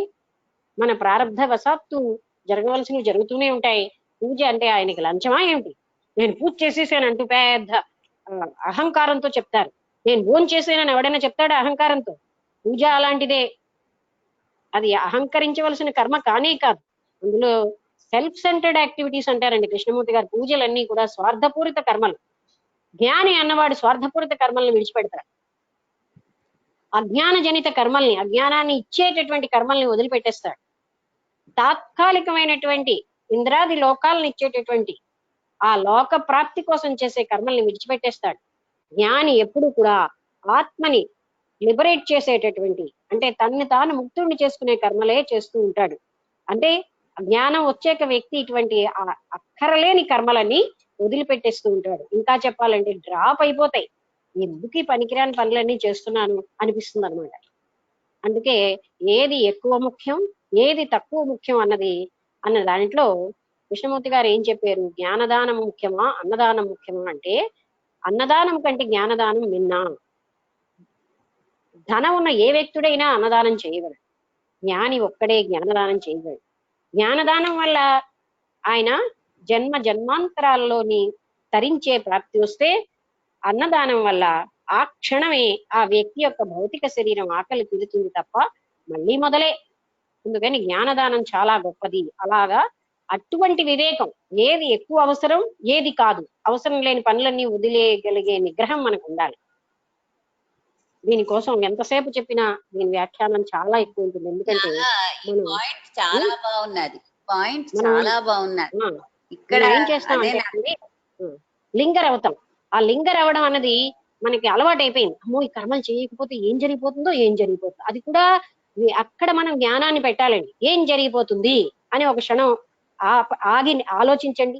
ఏం జరిగిపోతుంది? ఇవాళ మీరు దుర్గా పూజ చెయ్యాలి, ఆపేసేది. ఏం జరిగిపోయిందండి? హృదయంతో దుర్గాదేవిని స్మరించుతూ పనులన్నీ చేసుకోండి, అది పూజ కాదా? ఇంటికి వచ్చిన వ్యక్తికి దుర్గాదేవిగా భావించి ఆ వ్యక్తికి ఒక కప్పు పాలో మంచినీళ్ళో కాఫీవో టీవో ఇవ్వండి, అది దుర్గాదేవి పూజ కాదా? ఆ విగ్రహంలో దుర్గాదేవిని పట్టుకునే నువ్వు దుర్గవి అంటే అంటున్నావా? ఆ ఫలితం అక్కడ నాకు స్వర్గాది సుఖాలు వచ్చేయాలి, పుణ్యం వచ్చేయాలి, పుణ్యం వచ్చేయాలి. ఏమిటో ఆ పుణ్యం మనకు తెలియదు, ఆ పుణ్యం వల్ల ఏమొస్తుందో మనకు తెలియదు. పుణ్యం పుణ్యం పుణ్యం ఇలాగా మన జీవితం అంతా అక్కర్లేని యాక్టివిటీస్ తో నింపేస్తాం. అమ్మో నవరాత్రులు వస్తున్నాయండి, ఏమిటైపోయింది నవరాత్రులు వస్తే? భగవంతుడితో బాగా ఐక్యమై ఉండొచ్చు కదా, అది కర్మలు చేసేయాలి. ఈ కర్మలు ఎందుకు చేయాలి మనం? అవే ముఖ్యమా? ఎందుకు చేస్తున్నాం అసలు? స్వర్గ సుఖాలక? దుర్గాదేవి కటాక్షం దేనికండి? ఆ కటాక్షం స్వర్గ ప్రాప్తిక, లేకపోతే నాకు ధన ప్రాప్తిక? ఇహలోక ధనమేనా ముఖ్యం? ఇహలోక సంపదలేనా ముఖ్యం? ఇహలోకంలో వచ్చే బంగారమేనా ముఖ్యం? అంతేనా? జ్ఞానం వచ్చాక కూడా అవే ముఖ్యం అనుకుంటున్నావా? ఎందుకండి ఈ పూజలు పట్టుకుని వెళ్లాడతాం మనం? దానికన్నే అతీతమైనటువంటి ఆ పరమాత్మలో ఆ దుర్గాదేవితో మనస్సు నిలిపి ఏకత్వాన్ని పొందితే చాలదా? ఎందుకు ఈ పూజల్ని పట్టుకు వేలాడాలి? దానికి కావలసిన సామగ్రిని పట్టుకుని దానికోసం కొన్ని రోజుల పాటు శ్రమిస్తాం. ఆ సామగ్రి లేకపోతే అయ్యయ్యో లోటు, మనసంతా అసంతృప్తే. అటువంటి అసంతృప్త మనస్సుతో చేసిన పూజ భగవంతుడికి ఎందుకు వెళ్తుంది? అసలు ఎందుకు చెయ్యాలివి? ఇలా మనం ఆలోచించుకుని మన యాక్టివిటీస్ ని విచారణ ద్వారా నిగ్రహించుకోవాలి. మనకి మొదటి నుంచి జన్మ జన్మల నుంచి అలవాటైన అజ్ఞానపు అలవాట్లని మనం బయటికి తీయాలి. అయితే మరి మీరు అడగచ్చు, మరి పూజలు పెట్టారు కదండి, అవి ఉన్నాయి కదండి. ఎందుకున్నాయంటే భగవతత్వమే లేదు అని అనేటటువంటి మూర్ఖంగా ఉండే వాళ్ళకి ఒక సింబల్ చూపెట్టాడు. భగవంతుడు ఉన్నాడు, ఇదే సింబల్. ఇప్పుడు పాకలపాటి గురువు గారు అన్న ఆయన ఏం చేశారంటే, అటవికులకి అంటే బాగా కొండలో మధ్యలో ప్రపంచానికి దూరంగా ఉన్న ఆ కొండల్లో ఉన్న వ్యక్తుల దగ్గరికి వెళ్ళి ఒక రాడ్ పాతారు. ఇదేనయ్యా నీ భగవంతుడు, రోజు పూజ చేసుకో అని వాళ్ళకి ఇంట్రడ్యూస్ చేశారు. అర్థమైందా మీకు? వాళ్ళకి అసలు భగవతత్వం ఉన్నదే అని లేదని ఫీలింగ్ లో ఉన్న వాళ్ళకి ఒక రాడో ఒక రాయో పెట్టారు. పెట్టి ఇదే నీ భగవంతుడు, రోజు నువ్వు పూజ చేయి అని మొదలెట్టారు. ఎందుకంటే భగవతత్వం ఒకటి ఉంది సుమా అన్న పరిచయం చేశారు ఆయన. కానీ నేను అదే పట్టుకు వేలాడతానని మాత్రం వేలాడమని ఎవరు చెప్పలేదండి. మనం చేస్తున్నాం ఆ పని. అందుకే పూజలకి గాని ఇటువంటి యాక్టివిటీస్ గాని భగవంతుడు ఇచ్చినటువంటి వివేకంతో నిత్యానిత్య వివేకం, ఏది ఎసెన్షియల్ ఏది నాన్ ఎసెన్షియల్, ఏది ముఖ్యము ఏది కాదు అన్న వివేకం అక్కడ వాడాలి. వాడకపోతే అవి పట్టుకుని వేలాడుతూ మరో జన్మలో కూడా అవే పట్టుకు వేలాడతాం, జ్ఞానం కోసం ఆలోచించాం. అసలు ఫైనల్ గా ఎందుకు ఇన్ని వేల జన్మలు ఎత్తుతారంటే ఇవి పట్టుకుని వేలాడే చేదస్థ బుద్ధి ఎవడు వదలటం లేదు. ఏమిటో అయిపోతుంది. ఒక అతను ఏం చేశాడంటేనండి, తద్దినం పెడుతుంటే ఇంట్లో అలవాటుగా ఉన్న పిల్లిని కట్టేశాడు ఒక స్తంభానికి. అప్పుడు కొడుకు చూసేవాడు చిన్నప్పుడు, మా నాన్న పిల్లిని కట్టాడని. ఆ కొడుకు పెద్దవాడు అయిపోయాడు, తద్దినం పెట్టాలి, వాడి ఇంట్లో పిల్లి లేదు, కొనుక్కొచ్చి స్తంభానికి కట్టాడు. నాన్న కట్టాడు కదా పిల్లిని, తను కూడా పిల్లి కట్టాలని బయట నుంచి కొనుక్కొచ్చాడు. అలా చేస్తామండి మన పద్ధతులన్నీ. అంటే వివేకహీనంగా అలా వాళ్ళు చేశారు, మనం చేసేయాలి. ఎందుకు చేయాలి? అక్కర్లే, చేసేయడమే. వాళ్ళు ముక్తి కోసం ప్రయత్నించారు, మనం చేస్తున్నావా? అది మాత్రం మనం పట్టుకోం, ఎందుకంటే అది కష్టం కదండి, అటువైపు వెళ్ళదు మనస్సు. ఆ వాళ్ళు చేసేటటువంటి యాక్టివిటీస్ అన్ని చేసేస్తాం కానీ వాళ్ళు తను తాను తరింప చేసుకోవడానికి ప్రయత్నించిన వ్యక్తి ఒక్కడైనా ఉన్నా అతన్ని మనం పట్టించుకోము. వాళ్ళు అవి చేసేరే మన పెద్దవాళ్ళు. ఇవే పట్టుకెందుకు వేలాడుతున్నాం అంటే మనకి అజ్ఞానం అన్నది పాతుకుపోయి ఉందండి, దాన్ని తీసుకోలేం మనం. అందువల్ల ఎసెన్షియల్, నాన్ ఎసెన్షియల్, ముఖ్యము ముఖ్యం కానివి అనే విషయాన్ని మనం చాలా జాగ్రత్తగా పరిశీలించి, ఏం అపచారం అయిపోదండి. పరమాత్ముడు అంతలాగా మనుషులకి లంచాలు కోరేవాడా? బయట ఉన్న పువ్వులు తెచ్చి ఆయన విగ్రహం ముందు పోగు పెట్టేస్తే అది పూజ? మీరే ఆలోచించండి. దాన్ని పూజ అంటే ఎవడైనా ఆ చెట్టే కిందని పోగు పెడుతోంది, మరి చెట్టు పూజ చేస్తోందిగా, అదా పూజ? లేకపోతే బయట ఉన్న వస్తువులన్నీ అక్కడ పెట్టేసి ఇంత కర్పూరం వెలిగించేసి అక్కడ ఒక ఊదొత్తు వెలిగించడం పూజ? దేన్ని పూజ అంటామండి? అదా భక్తి? తన్ని తాను అర్పించుకోవడమే భక్తి, ఆయనతో ఏకం అయిపోవడమే భక్తి. అంతర్గతంగా తాను ఇంద్రియ మనోనిగ్రహాలతో పరమాత్ముడితో ఏకీభావాన్ని పొందడం భక్తి. అంతేగాని ఆయన ఇచ్చిన వస్తువులన్నిటినీ ఎక్కడెక్కడో ప్రయత్నించి దొంగతనంగా పువ్వులైనా తెచ్చేసి ఆ ఫోటో ముందో విగ్రహం ముందో పడేయడమా పూజ అంటే? అంత నీచమైనదా పూజ? దానికా భగవంతుడు సంతోషిస్తాడు? అంత అంత అల్పమైన వాడా ఆయన స్థితి? భగవంతుడు సంతోషించేది మీ మనస్సుతో. మీరు ఏమి ఇచ్చారన్నది ఆయనకు అక్కర్లేదు, ఆయనే అష్టైశ్వర్య సంపన్నుడు. ఆయనకేం కావాలండి మన నుంచి? కేవలంగా మన భక్తి కావాలి. మన హృదయంలో ఉన్న భక్తి ఆయనకు ముఖ్యం గాని ఏ వస్తువు ముఖ్యం కాదు. నోటితో పుక్కిలించిన నీళ్లతోటి అభిషేకం చేస్తే ఆయనని అనుగ్రహించేడే, మరి మనకంటే ఎంగిలంటామే. ఆయనకు కావలసింది ఆ మనస్సులో ఉన్న భక్తి ముఖ్యం గనక ఆ వస్తువులు కాదండి. ఈ భావన మనం గట్టిగా వివేకంతో ప్రతిష్టాపన చేసుకుని మన జీవితాలు సార్థకం చేసుకోవాలి. సమయం అయిపోయిందేమో. సమయం అయింది, 2 నిమిషాలు, 8:02. ఇప్పుడు ఏమైనా చెప్పాలంటే చెప్పండి. ఏమిటో చెప్తున్నా వసంతలత? 8:02 అయింది సమయం అంటే అది చెప్పాను. బాగున్నది, ఈ పాయింట్ దగ్గర మనం ఆపుదాం, ఇది బాగున్నది. నమస్తే అమ్మా. పూజలు ఎదుగుసుకుని ఎలా వింటామండి జ్ఞానం?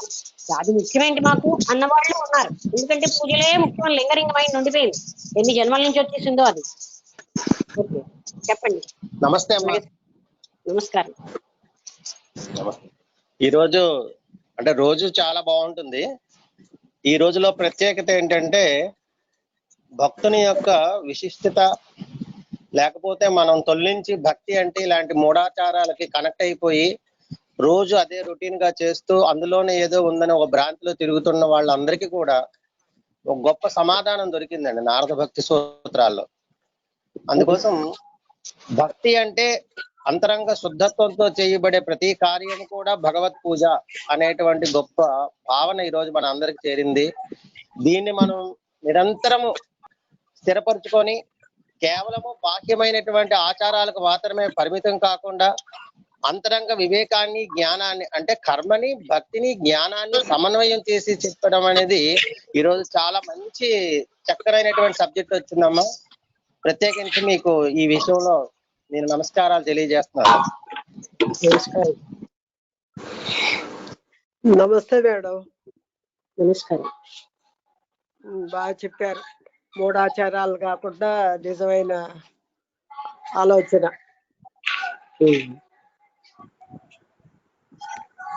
చాలా ముఖ్యమని. అంటే చాలా మంది అయ్యో చిన్నప్పుడు పూజలు చేయడం వల్లే కదా ఈ జ్ఞానం వచ్చిందంటూ చిన్నప్పుడు ఆలు దిద్దడం వల్లే నేను పిహెచ్డి చేశానని ఆలు దిద్దుతామండి. ఆలు వదిలేస్తాం, మళ్ళీ పిహెచ్డి చేసినా నేను ఆలు దిద్దాలి. చిన్నప్పుడు ఆలు దిద్దడం వల్లే నాకు ఈ జ్ఞానం వచ్చింది, ఈ ఉద్యోగం వచ్చింది, ఈ సుఖం వచ్చింది అనుకుంటూ రోజు ఆలు దిద్దుతున్నావా? మరి అప్పుడు ఎప్పుడో యాక్టివిటీస్ పట్టుకు ఇప్పుడు వేలాడటం ఎందుకు? జ్ఞానం వచ్చాక కూడా. అది నేను మాట్లాడే పాయింట్. అవును, అది చాలా అర్థవంతంగా చెప్పారు. బాగుంది. నమస్కారం అండి అందరికి. అలాగే అమ్మా, చిన్న మాట చెప్పండి. ఈ పరిధిని దాటాలంటే గొప్ప ఆత్మస్థైర్యం కూడా కావాలి కదమ్మా. వివేకంతో ప్రతి క్షణము మనం లోపల చూసుకుంటేనండి. ఇప్పుడు అందరూ ఒక పని చేశారండి మూర్ఖంగా, నాకు బాగా తెలిసిపోయింది అది మూర్ఖమైన పని, ఆ మంచి పని కాదని. ఎందుకు చేస్తానండి? తెలియనంత సేపే 10 మంది చేసినా 1000 మంది చేసినా ఆ పని చేస్తాను. తెలిసిన తర్వాత 1000 మంది చేస్తున్నారని ఆ మూర్ఖత్వాన్ని పట్టుకోనుగా. అందుకే ముందు మనకి మనంగా బాగా తెలుసుకోవాలి. ఆ 1000 మంది ఎందుకు చేస్తున్నారు అన్నది వేరే సంగతి. ముందు నాకు తెలిసిందిగా ఇది తప్పు పని, 1000 మంది అండి నాన్ వెజ్ తింటున్నారండి. నాకు తెలిసింది నాన్ వెజ్ తినడం వల్ల నాకు ఆధ్యాత్మిక పురోభివృద్ధి పాడైపోతుంది, హింసాత్మక ప్రవృత్తి, ఆ జంతువు ఎంత హింస పడిందో నేను అంత హింస అనుభవించాలి అని తెలుసుకున్న వ్యక్తి నాన్ వెజ్ ఎందుకు తింటాడండి? 1000 మంది తిన్నా. తెలియని వ్యక్తి మాత్రం ఆ జిహ్వా చాపల్యం కోసం తింటాడు గాని తెలిసేక ఇన్ని జంతువుల్ని చంపి నేను బతికి చేసిన మహత్కార్యం ఏమిటి అని ఆలోచించుకున్న వ్యక్తి ఏ జంతువుల్ని చంపడండి. అందుకే అది 1000 మంది తింటుంటే మొదటి తెలుసున్నవాడు ఎందుకు తినడు? తింటే తిను నువ్వు అని వాళ్ళందరినీ వదిలిపెట్టి తను ఏది రైటో అదే పట్టుకుంటాడు.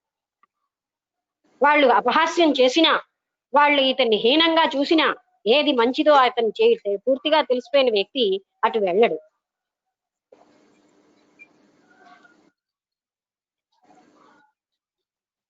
అంతేనా కాదా? బాగుందమ్మా, చక్కగా ఉంది. ఇవాళ సంభాషణ కూడా చాలా బాగా వచ్చింది.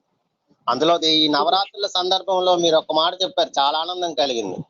అంటే మన ఇంటికి ఎవరైనా ఒక అతిథి వచ్చినప్పుడు, లేకపోతే మన చుట్టూ ఉండే వాళ్ళని కూడా దేవి స్వరూపంగా చూడలేకుండా కేవలం మన చూపంతా ఒక దేవుడు గదికే పరిమితం అవ్వడం కూడా ఒక దురదృష్టంగా అది చెప్పడం కూడా నాకు బాగా నచ్చింది. ఫోటోకే అదే అదే అది రూపనామాలకే పరిమితం అయిపోతుందండి.